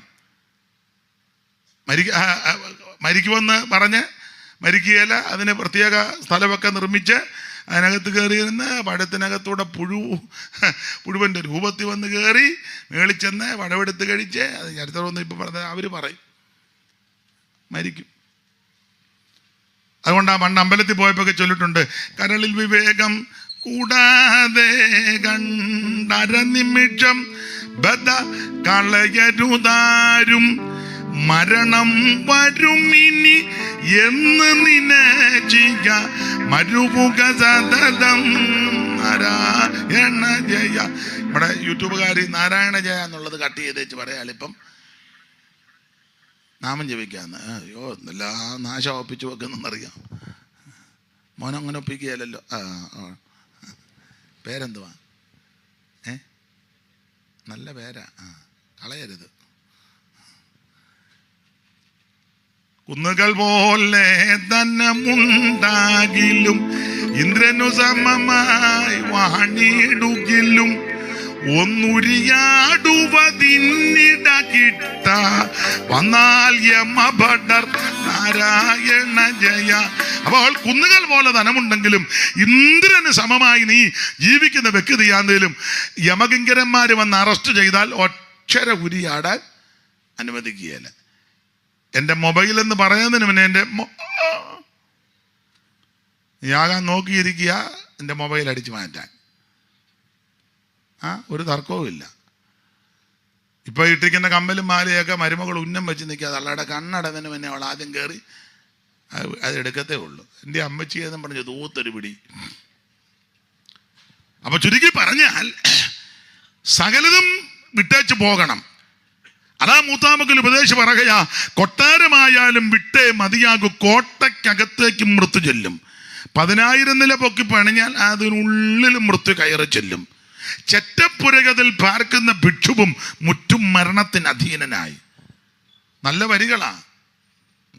അതിൻ്റെ ഒടുവിലത്തെ വരി ഇങ്ങനെ, കാലന്റെ കോലമായി മൃത്യു വരും നിന്റെ കാലും കൈയും കെട്ടി കൊണ്ടുപോകും. കാലന്റെ കോലമായി മൃത്യു വരും നിന്റെ കാലും കൈയും കെട്ടി കൊണ്ടുപോകും. ആ കാലന്റെ കോലമായി മൃത്യു വരും നിന്റെ കാലും കൈയും കെട്ടി കൊണ്ടുപോവാ. കണ്ണും മീഴിച്ചു ഞാൻ വായും പിളർന്നു ഞാൻ മണ്ണോടു മണ്ണങ്ങു ചേർന്നിടുമേ. അയ്യോ അയ്യോ എന്നുള്ള അന്ത്യ സ്വരമോർക്കിൽ അയ്യോ എനിക്കൊന്നും വേണ്ട വാരി എന്ന് പറഞ്ഞാൽ ഒടുവിലത്തെ ഒരു വലിവുണ്ട്. ആ വലിവ് ഓർത്താൽ അയ്യോ എനിക്കൊന്നും വേണ്ടാന്ന് ചിന്തിക്കും. ഒടുവിലത്തെ ഒരു വലിവുണ്ട്, കണ്ടിട്ടുണ്ടോ? പോകുന്ന സമയമാകുമ്പം ഇടുപ്പ് രണ്ടൂടെ കൂട്ടിപ്പിടിച്ചു. അന്നേരം പ്രായമുള്ളവരും പരിജ്ഞാനമുള്ളവർ പറയും പോകാറായി. അന്ന് ഈ ഇടുപ്പ് രണ്ടൂടെ പിടിച്ചൊരു വലിവ് പോകാറായി. അപ്പൊ അയ്യോ അയ്യോ എന്നുള്ള ഒടുവിലത്തെ വലിവ് ഓർത്താൽ അയ്യോ എനിക്കൊന്നും വേണ്ടാന്ന് ചിന്തിക്കും. എന്നും രാവിലെ വലിവ് ഓർത്താൽ മതി. എന്നൊക്കെ ഒരുമാതിരിപ്പെട്ട കാര്യത്തോടൊന്നും ഒരു താല്പര്യവും ഞാനെപ്പോഴും പറയും, രാവിലെ എഴുന്നേക്കും വലിവ് ഓർക്കണം, ഒരു ചവപ്പെട്ടിയും കാണണം. ശവപ്പെട്ടി അങ്ങേറ്റത്തിരിക്കുക, മേരിക്കുട്ടി വാവാ എന്നും പറഞ്ഞ് വിളിക്കുക. ചൂട്ടൻ ചെന്ന് ശവപ്പെട്ടി കയറി കിടക്കുക. ഇതെന്നും കാണണം. അത് കാണുമ്പോൾ തന്നെ ഒരുമാതിരിപ്പെട്ട കേസിനോടൊക്കെ നിനക്ക് വിരക്തി തോന്നും. ഇത് കാണണം, അറിയണം, മരിക്കും. അപ്പോൾ ഒരിക്കൽ മരിക്കുകയും പിന്നെ ന്യായവതിയും ദൈവം മനുഷ്യർക്ക് നിയമിച്ചിരിക്കുക, സകല ആൾക്കാരും മരിക്കും. മരണത്തിൽ നിന്ന് ഒഴിയാമതല്ല. അതുകൊണ്ട് ഇന്ന് രാത്രി എനിക്ക് എന്നെ കേൾക്കുന്നവരോട് പറയാനുള്ള പ്രധാന സന്ദേശം, ഞാനും നിങ്ങളുമെല്ലാം ഒരു ദിവസം മരിക്കും. പക്ഷേ മരിക്കുന്നതിന് മുമ്പ്, കണ്ണടയുന്നതിന് മുമ്പ്, മരണത്തിന് തണുത്തകരം വന്ന് തപ്പുന്നതിന് മുമ്പ് സകല ആൾക്കാർ യേശുവിനെ രക്ഷിതാവായി സ്വീകരിക്കണം. മറ്റൊരുത്തനും രക്ഷയില്ല. നാം രക്ഷിക്കപ്പെടുവാൻ ആകാശത്തിന് കീഴിൽ മനുഷ്യരുടെ ഇടയിൽ നൽകപ്പെട്ട ഒരേ ഒരു നാമം, അത് നസറായനാകുന്ന യേശു ക്രിസ്തുവിന്റെ പരിശുദ്ധ നാമം. ആ യേശുവിനെ രക്ഷിതാവായി സ്വീകരിക്കണം കണ്ണടയുന്നതിന് മുമ്പ്. അതിന് ഇന്ന് രാത്രി ദൈവം നിനക്ക് അവസരം തന്നിരിക്കുക. 5 പൈസ കൊടുക്കണ്ട, അര കാശ് മുടക്കണ്ട, അര മൈൽ നടക്കണ്ട, ഭൗതിക വസ്തുക്കൾ ഒന്നും കൊടുക്കണ്ട, കയ്യും കാലും ഒന്നും പൊക്കണ്ട. ഇരിക്കുന്ന കിടത്തിരുന്ന്, കേൾക്കുന്ന കിടത്തിരുന്ന് ഒരു ഒറ്റ വാക്ക് പറ, എൻ്റെ യേശുവേ, എൻ്റെ കണ്ണടയുന്നതിന് മുമ്പ് എന്നെ രക്ഷിക്കണമേ, എൻ്റെ ഉള്ളത്തിലേക്ക് വരണം, എൻ്റെ പാപത്തെ ക്ഷമിക്കണം, എൻ്റെ രോഗങ്ങളെ സൗഖ്യമാക്കണം, അവിടുത്തെ മകനാക്കി മകളാക്കി എന്നെ തീർക്കണം. ഇന്ന് രാത്രി എന്നെ രക്ഷിക്കണമെന്ന് ആര് കർത്താവിനോട് പ്രാർത്ഥിക്കും, കർത്താവിൻ്റെ നാമത്തെ വിളിച്ചപേക്ഷിക്കുന്ന ഏവനും രക്ഷിക്കപ്പെടും. യേശുക്രിസ്തു ഒരു വിഭാഗത്തിന്റെ, മതത്തിന്റെ, സംഘടനയുടെ, സഭയുടെ ആളല്ല. അവിടുന്ന് മുഴു ലോകത്തിന്റെയും ദൈവമാ. ഏത് ജാതിയിലോ മതത്തിലോ കുലത്തിലോ കുടുംബത്തിലോ നിറത്തിലോ നിലവാരത്തിൽപ്പെട്ട വ്യക്തിയാകട്ടെ, കക്ഷിപക്ഷ വർഗ വർണ്ണ വ്യത്യാസം കൂടാതെ സകല ആൾക്കാരെ രക്ഷിക്കാൻ കഴിവുള്ളവനാണ് യേശുക്രിസ്തു. ഇന്ന് രാത്രി എന്നെ കേൾക്കുന്ന പ്രിയരെ, കണ്ണടയുന്നതിന് മുമ്പ് കർത്താവിനെ ഉള്ളത്തിൽ ഏറ്റെടുക്കണം. അതിനിന്ന് രാത്രി ദൈവം അവസരം തരിക. ഒരിക്കൽ മരിക്കും. അപ്പൊ ഒന്ന് മരണം, അധികം വിവരിക്കുന്നില്ല. 2 ന്യായവിധി. 2 ന്യായവിധിയുണ്ട്. ഈ ന്യായവിധി ശിക്ഷാവിധി രണ്ടും രണ്ടാ. ശിക്ഷാവിധി ദൈവമക്കൾക്കില്ല. അതുകൊണ്ട് ഇപ്പോൾ ക്രിസ്തുവേശുള്ളവർക്ക് ഒരു ശിക്ഷാവിധിയില്ല. പക്ഷെ നമുക്കുള്ളത് ന്യായവിധിയാ. ന്യായവിധി ദൈവമക്കൾക്ക് അല്ല, ദൈവമക്കൊക്കെ ഉള്ളല്ലോ ന്യായവിധി. അല്ലാത്തവർക്ക് ശിക്ഷാവിധിയാ.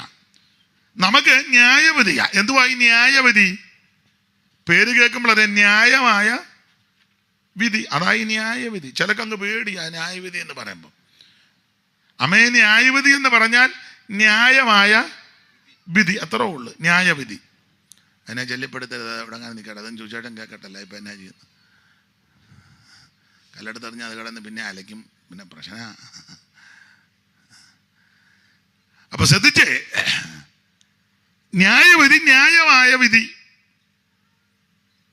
അവനവന് ശരീരത്തിരിക്കുമ്പോൾ ചെയ്യുന്നത് നല്ലതാകലും തീയതാകലും അതിന് തക്കവണ്ണം പ്രാപിക്കേണ്ടതിന് നാം എല്ലാവരും ക്രിസ്തുവിന്റെ, ഒന്ന് ഉറക്കം പറ,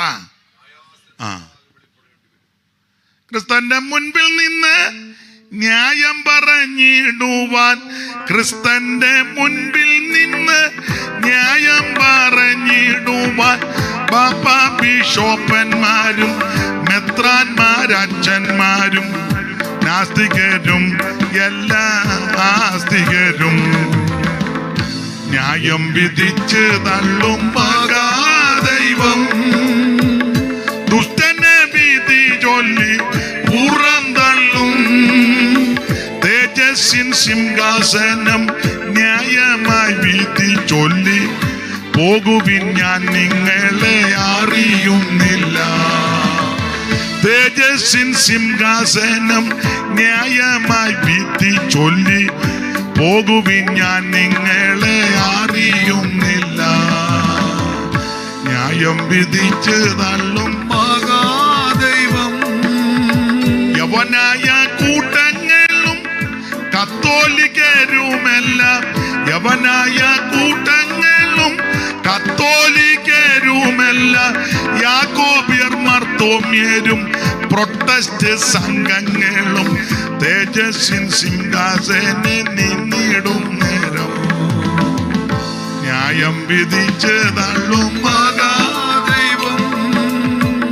ദുഷ്ടനെ വിധി ചൊല്ലി പുറന്തള്ളും തേജസ്സിൻ സിംഹാസനം ന്യായമായി വിധി ചൊല്ലി പോകുവിൻ, ഞാൻ നിങ്ങളെ അറിയുന്നില്ല. ന്യായം വിധിച്ചു മഹാദൈവം. കള്ളന്മാർ കൊള്ളക്കാരും കാപട്യ ഭക്തരും, കള്ളന്മാർ കൊള്ളക്കാരും കാപട്യ ഭക്തരും, കള്ളുകുടിയനും വേശ്യാപ്രവർത്തകരും പേരും തിന്മയിൽ സന്തോഷിച്ച മനുജരല്ല ന്യായം വിധിച്ച് തള്ളും മഹാദൈവം. അപ്പൊ ശ്രദ്ധിക്കുക, ഒരു ന്യായവിധിയുണ്ട്. ആർക്കാ ന്യായവിധി? അത് ദൈവമക്കൾക്കാ ന്യായവിധി. അപ്പൊ ശ്രദ്ധിക്കുക, ന്യായമായ വിധി, അതാ വാക്കിന്റെ അർത്ഥം. ന്യായവിധി, ന്യായമായ വിധി എന്ന് പറഞ്ഞാൽ യേശുക്രിസ്തുവിന്റെ ന്യായാസനത്തിന് മുമ്പിൽ നമ്മളെ കൊണ്ട് നിർത്തിച്ച് ന്യായമായിട്ട് വിധിക്കും. രക്ഷിക്കപ്പെടുന്നത് വരെ ചെയ്ത മുഴുവൻ പാപങ്ങളും രക്ഷിക്കപ്പെട്ട് പാപം ഏറ്റു പറഞ്ഞപ്പോൾ യേശു ക്ഷമിച്ചു. അത് സമുദ്രത്തിന്റെ അടിത്തട്ടിൽ ഇടുവന്ന അങ്ങനെ അടിഞ്ഞേക്കാൻ. അപ്പൊ നിന്റെ പാപങ്ങളെ സമുദ്രത്തിന്റെ ആ വാക്യം ഒന്ന് വായിച്ച മീഖാ പ്രവചനം 7-ാം അധ്യായത്തിന്റെ 19-ാം വാക്യമാ. ഒന്ന് വായിച്ചു. മീഖാ 7:19. അവൻ നമ്മോട് വീണ്ടും കരുണ കാണിക്കും, നമ്മുടെ അകൃത്യങ്ങളെ ചവിട്ടിക്കളയും, അവരുടെ പാപങ്ങളെ ഒക്കെയും നീ സമുദ്രത്തിന്റെ ആഴത്തിലിട്ട് കളയും. അവരുടെ പാപങ്ങളെയൊക്കെ നീ സമുദ്രത്തിന്റെ ആഴത്തിലിട്ട് കളയും. അപ്പൊ ശ്രദ്ധിച്ചേ, രക്ഷിക്കപ്പെടുന്ന അന്ന് വരെ ചെയ്ത മുഴുവൻ പാപങ്ങളും അകൃത്യങ്ങളും രക്ഷിക്കപ്പെടുമ്പോൾ പാപം ഏറ്റു പറഞ്ഞ് ഉപേക്ഷിക്കുമ്പോൾ യേശു ക്ഷമിക്കും. അത് സമുദ്രത്തിന്റെ ആഴത്തിലിട്ട് കളയും. എന്നാൽ രക്ഷിക്കപ്പെട്ടതിന് ശേഷം മരണം വരെ അല്ലെ കാകള ധ്വനി വരെ ചെയ്തിട്ടുള്ള സകല വിഷയങ്ങൾക്കും ദൈവം ന്യായം വിധിക്കും. വാക്കുകൾക്ക് ന്യായം വിധിക്കും, പ്രവർത്തികൾക്ക് ന്യായം വിധിക്കും, ചെയ്വനകൾക്ക് ന്യായം വിധിക്കും, സംസാരത്തിന് ന്യായം വിധിക്കും, കേട്ട വിഷയത്തിൽ ന്യായം വിധിക്കും, കൊടുക്ക വാങ്ങൽ എല്ലാത്തിലും ദൈവം ന്യായം വിധിക്കും. അത് പ്രമാണമാണ്. ഏക്കാതെ വരുമ്പോൾ അതെല്ലാം വെളിപ്പെടുത്തി കാണിക്കും. അപ്പൊ പണ്ട് ഞാൻ പ്രസംഗം പറഞ്ഞു, കർത്താവ് കാകളം ധ്വനിക്ക് ഇവിടുന്ന് വിശുദ്ധന്മാരെ ചേർക്കും, അവിടെ ചെന്ന് ന്യായവിധിയാ. അപ്പൊ ന്യായവിധി എന്ന് പറഞ്ഞാൽ ന്യായമായ വിധിയാ, നമ്മൾ ചെയ്തതെല്ലാം വെളിപ്പെടുത്തും. അപ്പോൾ ഒരു ബാബുക്കുട്ടി ചോദിച്ചു, എല്ലാം വെളിപ്പെടുമോ എന്ന് ചോദിച്ചു. ഞാൻ പറഞ്ഞു എല്ലാം വെളിപ്പെടും. അയ്യോ, എല്ലാം വെളിപ്പെടും. അവൻ ചോദിച്ചു, ഞങ്ങളുടെ റോസമ്മ കാണുമോന്ന്. റോസമ്മ വെമ്പളയാ. ഞാൻ പറഞ്ഞു റോസമ്മയെ കാണിക്കല, സ്തോത്രം, എനിക്ക് അതറിഞ്ഞാൽ മതി എന്ന് പറഞ്ഞു. അപ്പോൾ റോസമ്മ കാണാതെ ഏതാണ്ടെല്ലാം കുണ്ടാമണ്ടി ഒപ്പിച്ചേച്ചാ ബാബുക്കുട്ടി നടക്കുന്നേ. അതാ പുള്ളി എന്ന് അവള് കാണുമോന്ന്. ഞാൻ പറഞ്ഞു അവളെ കാണിക്കുക, അതാ എനിക്ക് അതറിഞ്ഞാൽ മതി എന്ന് പറഞ്ഞു. സകല വിഷയവും ദൈവം വെളിപ്പെടുത്തും. ദൈവം ന്യായം വിധിക്കും. സ്നാനപ്പെട്ടിട്ടുള്ളോരും മറുപാക്ഷത്തിട്ടമായി പേശിയോരും, സ്നാനപ്പെട്ടിട്ടുള്ളോരും മറുപാക്ഷത്തിട്ടമായി പേശിയോരും, ഭാഷയെ വ്യാഖ്യാനം ചെയ്തവരും വരും, ഭാഷയെ വ്യാഖ്യാനം ചെയ്തവരും വരും, എല്ലാവരും ഒന്നേ മതിയാകും. രാജരാജൻ മഷിക സിംഹാസന പുസ്തകമായി വരുമ്പോ, ഓ രാജരാജൻ മഷിക സിംഹാസന പുസ്തകമായി വരുമ്പോ, കള്ളുകൂടിയന്മാരും പിടിപൊടി വെറ്റില മുറുക്കുകാരും, കള്ളുകൂടിയന്മാരും പിടിപൊടി വെറ്റില മുറുക്കുകാരും, കള്ളവേല ചെയ്തു കൂലി വാങ്ങിച്ചോരും, കള്ളവേല ചെയ്തു കൂലി വാങ്ങിച്ചോരും, കൂലിയെ മോചിച്ച ഏജന്റന്മാർ വരും. രാജരാജൻ മഷി സിംഹാസന പുസ്തകമായി വരുമ്പോ, ഓ രാജരാജൻ മഷിക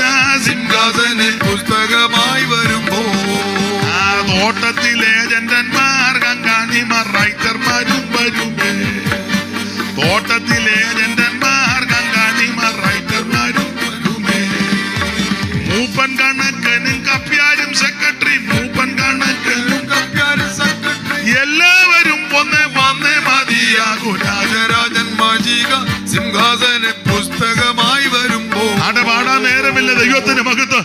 സകല എണ്ണത്തിനെയും ദൈവം ന്യായം വിധിക്കും. പാസ്റ്ററെ ന്യായം വിധിക്കും, പ്രവാചകനെ ന്യായം വിധിക്കും, പ്രവാചകയെ ന്യായം വിധിക്കും, മൂപ്പൻ സെക്രട്ടറി കണക്ക് സകല എണ്ണത്തിനെയും പിടികൂടും. അപ്പോൾ ഒരു ന്യായവിധി ഉണ്ടെന്നുള്ള കാര്യം മറക്കരുത്. അതുകൊണ്ട് ഈ ലോകത്ത് ജീവിക്കുമ്പോൾ നീതിയോടെ, വിശ്വസ്തയോടെ, ന്യായത്തോടെ, പരമാർത്ഥ മനസ്സോടെ വേണം ജീവിക്കാൻ. മറ്റുള്ളവർക്ക് ദോഷമൊന്നും ചെയ്യരുത്. അയലത്തുകാരനെ അതിര് മാന്തരുത്. അയലത്തുകാരുമായിട്ട് വഴക്കുണ്ടാക്കരുത്. മനുഷ്യനെ മനുഷ്യനായിട്ട് കാണണം. ഏത് ജാതിയോ മതമോ കുലമോ അതൊക്കെ മനുഷ്യൻ ഒപ്പിച്ചതാ. പക്ഷെ മനുഷ്യനെ മനുഷ്യനായിട്ട് കാണണം. മാതാപിതാക്കളെ ബഹുമാനിക്കണം. സഹോദരങ്ങളോട് സ്നേഹമുണ്ടായിരിക്കണം. അയലത്തുകാരെ, നാട്ടുകാരെയൊക്കെ സ്നേഹിക്കണം. ആരോടും കയ്പായിട്ടിരിക്കരുത്. തമ്മിൽ പിണങ്ങരുത്. വഴക്കുണ്ടാക്കരുത്. മനസ്സിലായോ? വെല്ലം പിടികിട്ടിയോ? മരുമകളുമായിട്ട് കിടന്ന് കൊമ്പ് കോർക്കരുത്. നൈറ്റി എല്ലാം എടുത്തു കുത്തി നിന്നൊക്കെ തന്നെ മര്യാദക്കൊക്കെ ജീവിക്കണം. മനസ്സിലായോ? അപ്പൊ ശ്രദ്ധിക്കുക. ഏതായാലും പാസ്റ്റർ വിട്ടിരുന്ന അടുത്ത വല്ലോ കൊള്ളയുടെ യോഗമല്ലല്ലോ അതും തീർത്ത് ഇടപാട് തീർക്കുക. പുള്ളിക്ക് മനസ്സിലായി അടുത്ത വല്ല ഇവിടെ രണ്ടു കൂട്ടരും ഒന്നിച്ചങ്ങ് നിർത്താം. സമയം എന്നായി?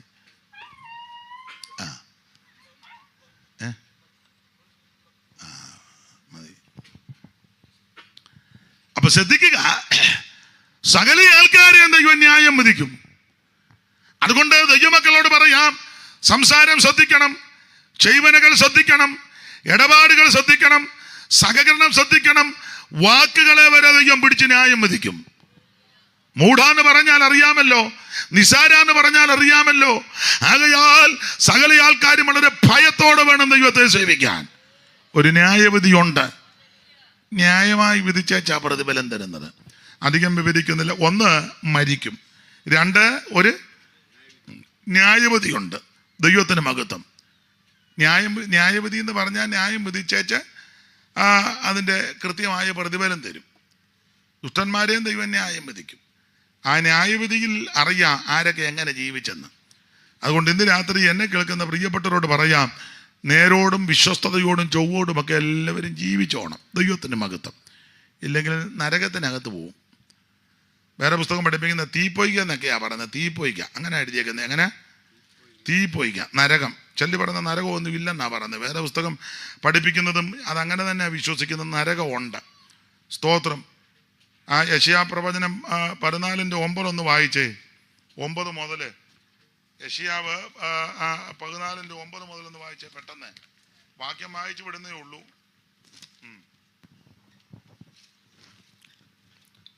നിന്റെ വരവെങ്കിൽ നിന്നെ എതിരേൽപ്പാൻ താഴെ പാതാളം നിന്റെ നിമിത്തം ഇളകിയിരിക്കുന്നു. നിന്നെ എതിരേക്കാൻ പാതാളം ഇളകി നിൽക്കുക, വേചനം കൊണ്ട് എല്ലാം വേണ്ടി. അത് നിന്നെ ചൊല്ലി സകല ഭൂപാലന്മാരുമായ പ്രേതന്മാരെ ഉണർത്തുകയും ജാതികളുടെ സകല രാജാക്കന്മാരെയും സിംഹാസനങ്ങളിൽ നിന്ന് എഴുന്നേൽപ്പിക്കുകയും ചെയ്തിരിക്കുന്നു. അവരൊക്കെയും നിന്നോട്, നീയും ഞങ്ങളെ പോലെ ബലഹീനനായോ, നീയും ഞങ്ങൾക്ക് തുല്യനായി തീർന്നുവോ എന്ന് പറയും. നിന്റെ ആഡംബരവും വാദ്യഘോഷവും പിന്നെ പാതാളത്തിലേക്ക് ഇറങ്ങിപ്പോയി. പിന്നെ നിന്റെ കീഴെ പുഴുക്കളെ വിരിച്ചിരിക്കുന്നു. അപ്പൊ എന്ന് പറഞ്ഞ കിടക്ക എമ്മമ്പോമിന്റെയും ഡള്ളപ്പിന്റെ അല്ല, പിന്നെ പുഴുവാ. മനസ്സിലാകുന്നുണ്ടോ? പാതാളത്തിലോട്ട് ചെല്ലുമ്പോൾ, നരകത്തിലോട്ട് ചെല്ലുമ്പോൾ പുഴു കിടക്ക. അതിനൊരു കാര്യമുണ്ട്, ഇടയ്ക്കിടയ്ക്ക് പൊങ്ങയും താഴെ ഞാൻ പുഴു ഇങ്ങനെ കിടന്ന് അമ്മമ്മ പുതിയ മെത്തയാന്നല്ലോടി, നല്ല പുഴുവിൻ്റെ പുറത്താണ് വീടാൻ പോകുന്നത്. അവ പുഴു കിടക്കയായിരിക്കും. പിന്നെ പുഴു കിടക്കയായിരിക്കും. പിന്നെ കൃമികൾ നിനക്ക് പുതപ്പായിരിക്കും. നമ്മുടെ പുതപ്പ് കമ്പിളി പുതപ്പൊന്നുമല്ല. ഇപ്പൊ തള്ള കിടന്ന് വഴക്ക, ആരാടി എൻ്റെ പുതപ്പെടുത്തോണ്ട് വലിയ ബഹളമാണെന്നറിയാമോ? അവിടെ ചെല്ലുമ്പം കൃമിയാണ്. വല്ലതും മനസ്സിലാകുന്നുണ്ടോ? പുഴുമത്തെയും കൃമി പുതപ്പും നല്ല സുഖമായിരിക്കും. ദൈവത്തിന് മകത്ത്. എല്ലാ ഭാഗവും ഞാൻ എടുക്കുന്നില്ല. 66:24 വായിച്ച യെശയ്യാവ്.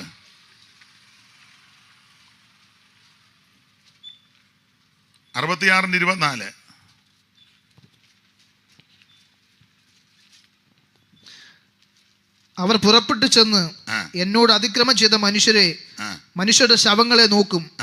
അവരുടെ പുഴു ചാകയില്ല. അപ്പൊ ഈ പുഴു മെത്ത പുഴുവാ. ഈ പുഴു ഒട്ട് യാഗത്തുമില്ല. മനസ്സിലാകുന്നുണ്ടോ? വല്ലോ എല്ലാ ഭാഗവും എടുക്കുന്നില്ല. ഇപ്പൊ നിങ്ങൾ തന്നെ ഇപ്പൊ ചിന്തിക്കുക, അയാൾ വന്നപ്പം മുതൽ മരിക്കുന്ന കാര്യവും നരകത്തിന്റെ കാര്യമായി പറയുന്നെന്ന്. ഇതല്ലേ പറയേണ്ടത്? അതിനാ നിത്യമരണത്തിൽ അകപ്പെടരുത്, നരകത്തിൽ ചെന്ന് വിടുകയും ചെയ്യരുത്. അതിനൊറ്റ മാർഗമേ ഉള്ളൂ, യേശുവിനെ രക്ഷിതാവായി സ്വീകരിച്ച് വിശ്വസ്തരും വിശുദ്ധരുമായിട്ട് ജീവിക്കണം. നരകാഗ്നിയിൽ നരരാകുലരായി എരിയാനിടയാകരുതായതിനായി, നരകാഗ്നിയിൽ നരരാകുലരായി എരിയാനിടയാകരുതായതിനായി, ചൊരിയുന്നവനിൽ ദുരിതങ്ങളെ ശേഷം ഈശൻ കാരുണ്യം കുരിശും നിജ തോളിലെടുത്തൊരുവൻ ഗിരിമേൽ കരേറി പോകുന്ന കാഴ്ച കാണീൻ. കുരിശും നിജ തോളിലെടുത്തൊരുവൻ ഗിരിമേൽ കരേറി പോകുന്ന കാഴ്ച കാണീൻ. അപ്പൊ ശ്രദ്ധിക്കുക, മർക്കോസ് 9:24 വായിച്ചേ. നമുക്ക് അറിവുള്ള വാക്യം ആങ്കിലും ഒന്ന് വായിച്ചോ. മർക്കോസ് 9:24. ബാലന്റെ അപ്പൻ ഉടനെ നിലവിളിച്ചു. 49. മർക്കോസ് 9:49. അവരുടെ പുഴു ചാകുന്നില്ല, അവരുടെ പുഴു ചാകുന്നില്ല, തീ കെടുന്നതുമില്ല. പിന്നെ എല്ലാവനും തീ കൊണ്ട് ഉപ്പിടും. ഉപ്പുമാങ്ങായിട്ട് വെച്ചതുപോലെ ഇരിക്കും. മനസ്സിലാകുന്നുണ്ടോ? വല്ലോ തീ കൊണ്ട് ഉപ്പിട്ടവിടെ എന്നാ ഞാൻ പോകുകയല്ല. സകല എണ്ണത്തിനെയും, ദൈവത്തെ വിളിക്കാത്ത സകല എണ്ണത്തിനെയും, ദൈവത്തെ ആരാധിക്കുന്ന സകല എണ്ണത്തിനെയും തീ കൊണ്ട് ഉപ്പിടും. പുഴു ചാകുന്നില്ല, തീ ഒട്ട് കെടുന്നുമില്ല. പുഴു ആ മെത്ത, കൃമി ആ പുതപ്പ്, ബാക്കി വാക്യങ്ങളെല്ലാം എടുപ്പിക്കുന്നില്ല. ഗന്ധകം കത്തുന്ന തീ പൊയ്ക, അത് രാപകല. അവിടെ ദണ്ഡനമാ, കരച്ചില്, പല്ലുകിടി, ഇതെല്ലാം പ്രശ്നങ്ങളാണ്. ഇത് ലാഘവബുദ്ധി എടുക്കരുത്, നിത്യനരകത്ത് ചെന്ന് പെടരുത്. അതിനുള്ള കാര്യമായി പറഞ്ഞത് യേശുവിനെ രക്ഷിതാവായി സ്വീകരിക്കണം. യേശു നിന്നെ രക്ഷിക്കും, യേശു നിന്നെ വിടുവിക്കും. കെടാത്ത തീയിൽ നിന്നും, ചാകാത്ത ആ പുഴുവിൻ്റെ പിടിയിൽ നിന്നും രക്ഷിക്കാൻ കഴിവുള്ളവനാണ് യേശു ക്രിസ്തു. ദൈവത്തിന് മഹത്വം. അപ്പോൾ ഓടിച്ചവസാനിപ്പിക്കുക. 1, ഒരിക്കൽ മരിക്കും. 2, ഒരു ന്യായവിധി ഉണ്ട്. 3, യേശു ക്രിസ്തു വീണ്ടും വരും. 28 വാക്യം 9:28.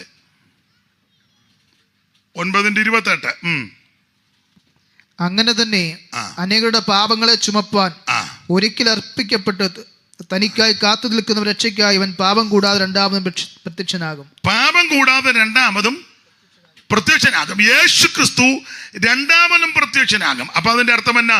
ഒന്നാമത് പ്രത്യക്ഷപ്പെട്ടു. ആ പ്രത്യക്ഷത എന്തിനായിരുന്നു? മനുഷ്യവർഗത്തിന്റെ പാപത്തിന് പരിഹാരം വരുത്തുവാൻ. 9-ാം അധ്യായത്തിന്റെ 26 വായിച്ച എബ്രായ ലേഖനം 9-ാം അധ്യായത്തിന്റെ 26 വാക്യം. അങ്ങനെ ആയാൽ ലോകസ്ഥാപനം മുതൽക്ക് അവൻ പലപ്പോഴും കഷ്ടം അനുഭവിക്കേണ്ടി വന്നിരുന്നു. എന്നാൽ അവൻ ലോകാവസാനത്തിൽ സ്വന്തം യാഗം കൊണ്ട് പാപപരിഹാരം വരുത്തുവാൻ ഒരിക്കൽ പ്രത്യക്ഷനായി. ലോകാവസാനത്തിൽ സ്വന്തം യാഗം കൊണ്ട് പാപപരിഹാരം വരുത്തുവാൻ ഒരിക്കൽ പ്രത്യക്ഷനായി. അപ്പോൾ ഒരിക്കൽ പ്രത്യക്ഷനായത് യേശു ക്രിസ്തു സകല മനുഷ്യന്റെ പാപത്തിന് പരിഹാരം വരുത്തുവാൻ. അവിടുത്തെ തിരുമരണത്താൽ, തിരുരക്തത്താൽ അത് വിശ്വസിച്ച് ആ രക്തത്താൽ ശുദ്ധീകരണം പ്രാപിക്കുമ്പോൾ മനുഷ്യന്റെ പാപത്തിന് പരിഹാരം വരും.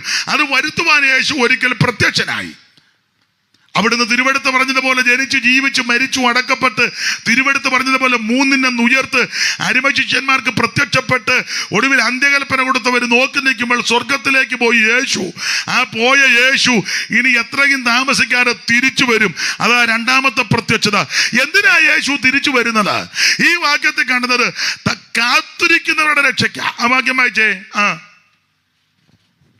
അങ്ങനെ തന്നെ അനേകരുടെ പാപങ്ങളെ ചുമപ്പാൻ ഒരിക്കൽ അർപ്പിക്കപ്പെട്ട് തനിക്കായി കാത്തു നിൽക്കുന്നവരുടെ രക്ഷയ്ക്ക് അവൻ പാപം കൂടാതെ രണ്ടാമതും കാത്തു നിൽക്കുന്നവരുടെ രക്ഷയ്ക്കായി യേശു വീണ്ടും വരുന്നത്. എല്ലാവരുടെയും രക്ഷയ്ക്കല്ല, കാത്തിരിക്കുന്ന വിശുദ്ധന്മാരുടെ രക്ഷയ്ക്ക് യേശു വീണ്ടും വരും. 2, എന്തിനാ യേശു വീണ്ടും വരുന്നത്? ഒറ്റ വാക്ക് പറഞ്ഞാൽ അവൻ തൻ്റെ വിശുദ്ധന്മാരെ തന്നോടുകൂടെ ഇരുത്താൻ. യോഹന്നാൻ 14:1-2 നമുക്ക് അറിവുള്ള വാക്യമാ, എങ്കിലും ഒന്ന് വായിച്ചോ. യോഹന്നാൻ 14:1-2. യേശു എന്തിനാ വരുന്നത്? 1, കാത്തിരിക്കുന്ന വിശുദ്ധന്മാരുടെ രക്ഷയ്ക്ക്. 2, തൻ്റെ ജനത്തെ തന്നോടുകൂടെ ഇരുത്തുവാൻ. 14:1-2. നിങ്ങളുടെ ഹൃദയം കലങ്ങിപ്പോകരുത്. ദൈവത്തിൽ വിശ്വസിപ്പിൻ, എന്നിലും വിശ്വസിപ്പിൻ. എന്റെ പിതാവിന്റെ ഭവനത്തിൽ അനേകം വാസസ്ഥലങ്ങളുണ്ട്. ഇല്ലെങ്കിൽ ഞാൻ നിങ്ങളോട് പറയുമായിരുന്നു. പിന്നെ ഞാൻ നിങ്ങൾക്ക് സ്ഥലം ഒരുക്കുവാൻ പോകുന്നു. ഞാൻ പോയി നിങ്ങൾക്ക് സ്ഥലം ഒരുക്കിയാൽ ഞാൻ ഇരിക്കുന്നിടത്ത് നിങ്ങളും ഇരിക്കേണ്ടതിന് പിന്നെയും വന്ന് നിങ്ങളെ എന്റെ അടുക്കൽ ചേർത്തുകൊള്ളും. ദൈവത്തിന് മഹത്വം. Praise the Lord. സകല ആൾക്കാരെയും തന്നെ സേവിക്കുന്ന, ആരാധിക്കുന്ന തൻ്റെ ഭക്തന്മാരെ തന്നോടുകൂടെ ഇരുത്താൻ. അതിനാ യേശു വരുന്നത്. സത്യമായനിലും നിത്യപിതാവിലും, സത്യമായനിലും നിത്യപിതാവിലും സത്യമായി വിശ്വസിപ്പിൻ സന്തതവും നിങ്ങൾ സത്യമായി വിശ്വസിക്കും സന്തതവും നിങ്ങൾ ചിത്തം കലങ്ങിടൊല്ല പോയി വരും ഞാൻ നിന്റെ ചിത്തം കാലങ്ങിടൊല്ല പോയി വരും ഞാൻ പോയി വരും ഞാൻ പോയി വരും ഞാൻ നിന്റെ ചിത്തം കലങ്ങിടൊല്ല പോയി വരും ഞാൻ എൻ പിതാവിൻ കൃപ ഇൻപമേഴും പല എൻ പിതാവിൻ കൃപ ഇൻപമേഴും പല സമൃദ്ധ ഭവനങ്ങൾ ഉണ്ടതിനാലിനി സമൃദ്ധ ഭവനങ്ങൾ ഉണ്ടതിനാൽ ഇനി ചിത്തം കലങ്ങിടൊല്ല പോയി വരും ഞാൻ നിന്റെ ചിത്തം കാലങ്ങിടൊല്ല പോയി വരും ഞാൻ കരമുയർത്ത് ദൈവത്തെ മഹത്വപ്പെടുത്ത്. എന്തിനാണ് യേശു ക്രിസ്തു വീണ്ടും വരുന്നത്? ഒന്ന്, തനിക്കായി കാത്തുനിൽക്കുന്ന വിശുദ്ധന്മാരുടെ രക്ഷയ്ക്ക്. രണ്ട്, തന്നെ സേവിക്കുന്ന തന്റെ ജനത്തെ തന്നോടുകൂടെ ഇരുത്താൻ. മൂന്ന്, സകല ശത്രുക്കളെയും കാൽ കീഴാക്കാൻ. ആ 15:27 ഒന്ന് വായിച്ചോ. കൊരിന്ത്യർക്ക് എഴുതിയ 1-ാം ലേഖനം 15:27.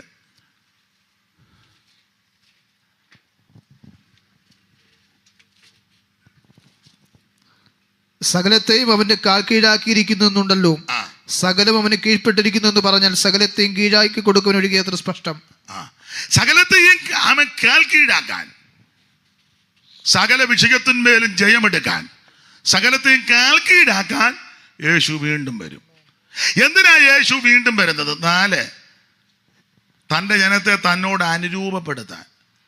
അവനെ താൻ ഇരിക്കും പോലെ നമ്മൾ കാണുന്നതാകൊണ്ട് അവനോട് സദൃശന്മാരാകുമെന്ന യോഹന്നാന്റെ 1-ാം ലേഖനം 3-ാം അധ്യായത്തിന്റെ 1, 2, 3 ഒന്ന് വായിച്ചു. ദൈവത്തിന് മഹത്വം.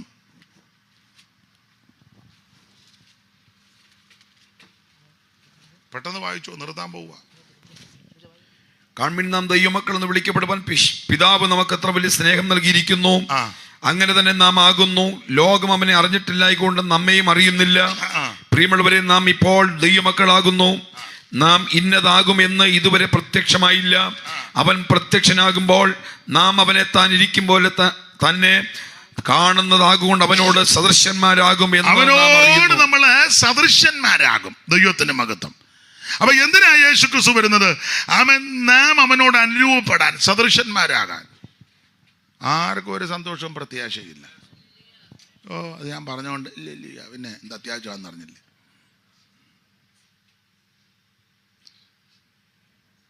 ഒരു പ്രത്യാശയില്ല. ഇതിപ്പോൾ കണ്ടിട്ട് പുള്ളി വരികയോ പോവുകയോ എന്തെങ്കിലും ചെയ്തോട്ടെ, പാഷ പെട്ടെന്ന് നിർത്തി ഞങ്ങൾക്ക് വീട്ടിൽ പോകണം.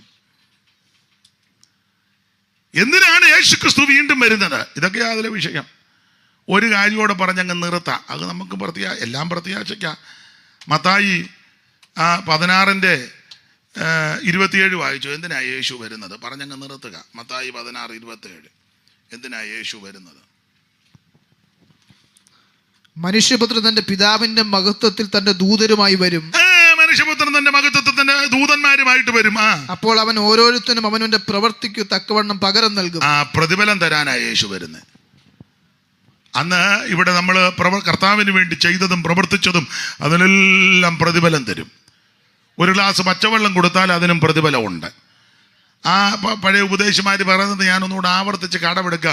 ആ പച്ചവെള്ളം ചൂടാക്കിയാൽ കുറച്ചുകൂടെ പ്രതിഫലം കൂടും. ആ ചൂടുവെള്ളത്തിനകത്ത് ചില തേയിലയോ കാപ്പിപ്പൊടിയോ ഇട്ടാൽ കുറച്ചുകൂടെ പ്രതിഫലം കൂടും. അതിനകത്ത് ചില പാലൂടെ ചേർക്കുകയാണെങ്കിൽ കുറച്ചുകൂടെ പ്രതിഫലം കൂടും. അതിനകത്ത് ചില ബൂസ്റ്റും കൂടെ ഇട്ടാൽ എന്നൊരു തള്ള പറഞ്ഞ് അത്രയും പ്രതിഫലം വേണ്ടെന്ന്.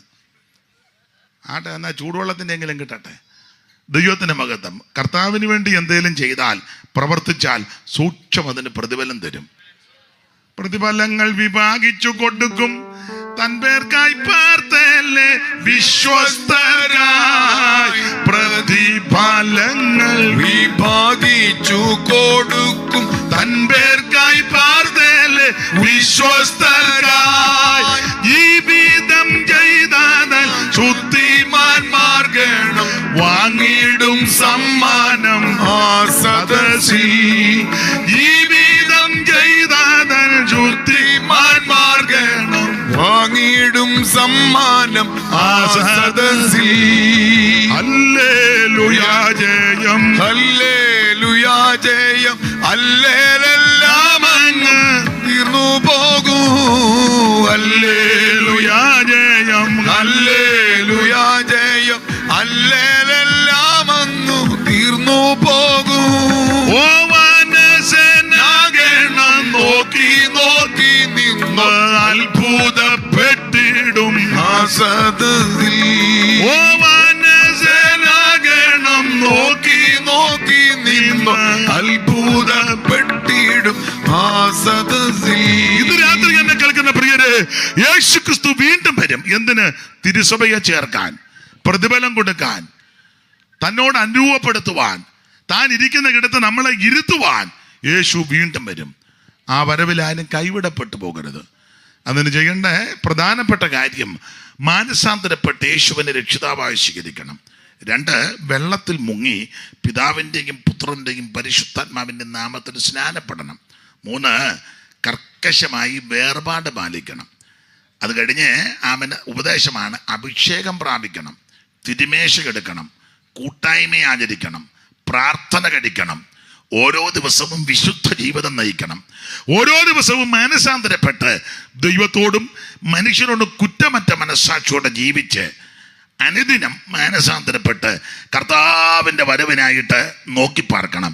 അവരെ ചേർക്കാൻ യേശു വീണ്ടും വരും. 3 കാര്യമാണ് ഓർപ്പിച്ചത്. 1, ഒരിക്കൽ മരിക്കും, കണ്ണടയുന്നതിന് മുമ്പ് യേശുവിനെ രക്ഷിതാവായി ചെയ്യണം.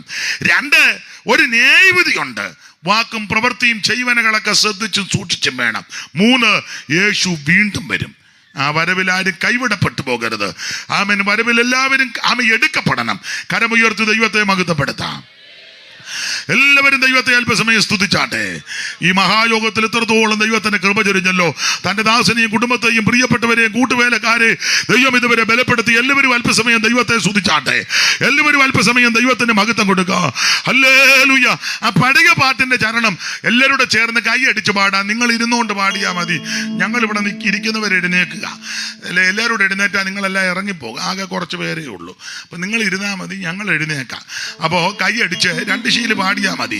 കർത്താവുതൻ ഗംഭീരനാദത്തോടും പ്രധാന ദൈവ ദൂതർശബ്ദത്തോടും കർത്താവുതൻ ഗംഭീരനാദത്തോടും പ്രധാന ദൈവ ദൂതർശബ്ദത്തോടും സ്വർഗത്തിൽ നിന്നിറങ്ങി വന്നിടുന്ന സ്വർഗത്തിൽ നിന്നിറങ്ങി വന്നിടുന്ന എത്രയോ സന്തോഷം, എത്രയോ സന്തോഷം, എത്രയോ സന്തോഷം മധ്യാകാശത്തിൽ.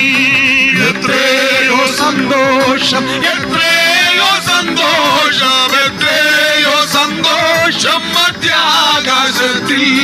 മണ്ണിലുറങ്ങിടുന്ന ശുദ്ധിമാന്മാർ കാഹളനാദം കേൾക്കുന്ന മാതയിൽ.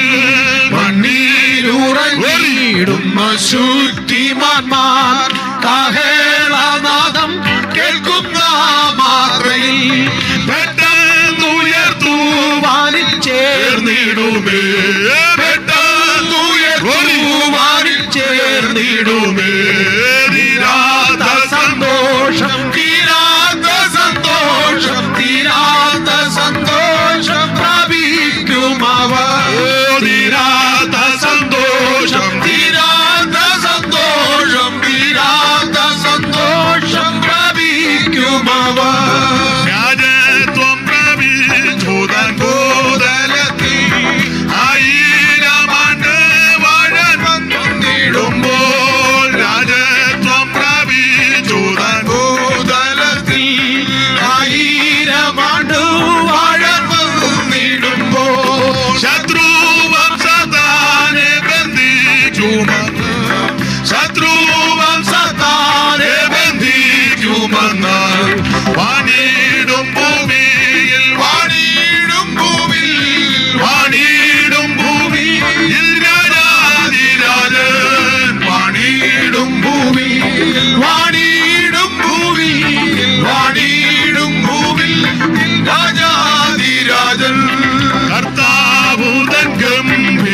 നാദത്തോടും പ്രധാന ദൈവ ദൂതശബ്ദത്തോടും കർത്താവൂതൻ ഗംഭീരനാദത്തോടും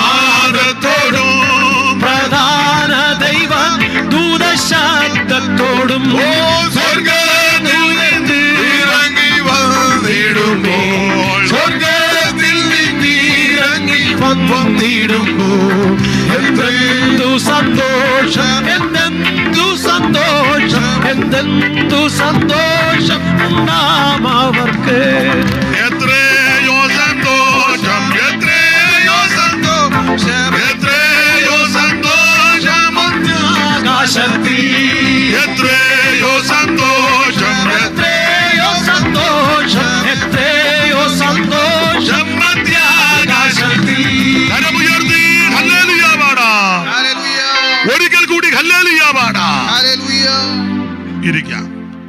ഇന്ന് രാത്രി ഇവിടെ വന്ന് ദൈവത്തിൻ്റെ വചനം പറയുവാൻ ദൈവം കൃപ നൽകി. എന്നെ ക്ഷണിച്ച ബഹുമാന്യ കർത്തദാസനും ഇതുവരെയും എന്നെ കേട്ടിരുന്ന ബഹുമാന്യരായ എല്ലാ മാതാക്കൾ, പിതാക്കന്മാർ, കുഞ്ഞുങ്ങൾ, സഹോദരി സഹോദരന്മാർ, സമീപവാസികൾ, സ്ഥലവാസികൾ, ശബ്ദപരിധികൾ ശ്രദ്ധിച്ച ഈ നാട്ടിലെ മാന്യരായ എല്ലാ പ്രിയപ്പെട്ടവർ, ഏവർക്കും ഒരിക്കൽ കൂടി നന്ദി. വിശ്വസ്തരും വിശുദ്ധരുമായി ദൈവത്തെ ഭജിച്ച് നല്ല അവകാശം പ്രാപിപ്പാൻ എന്നെ കേട്ട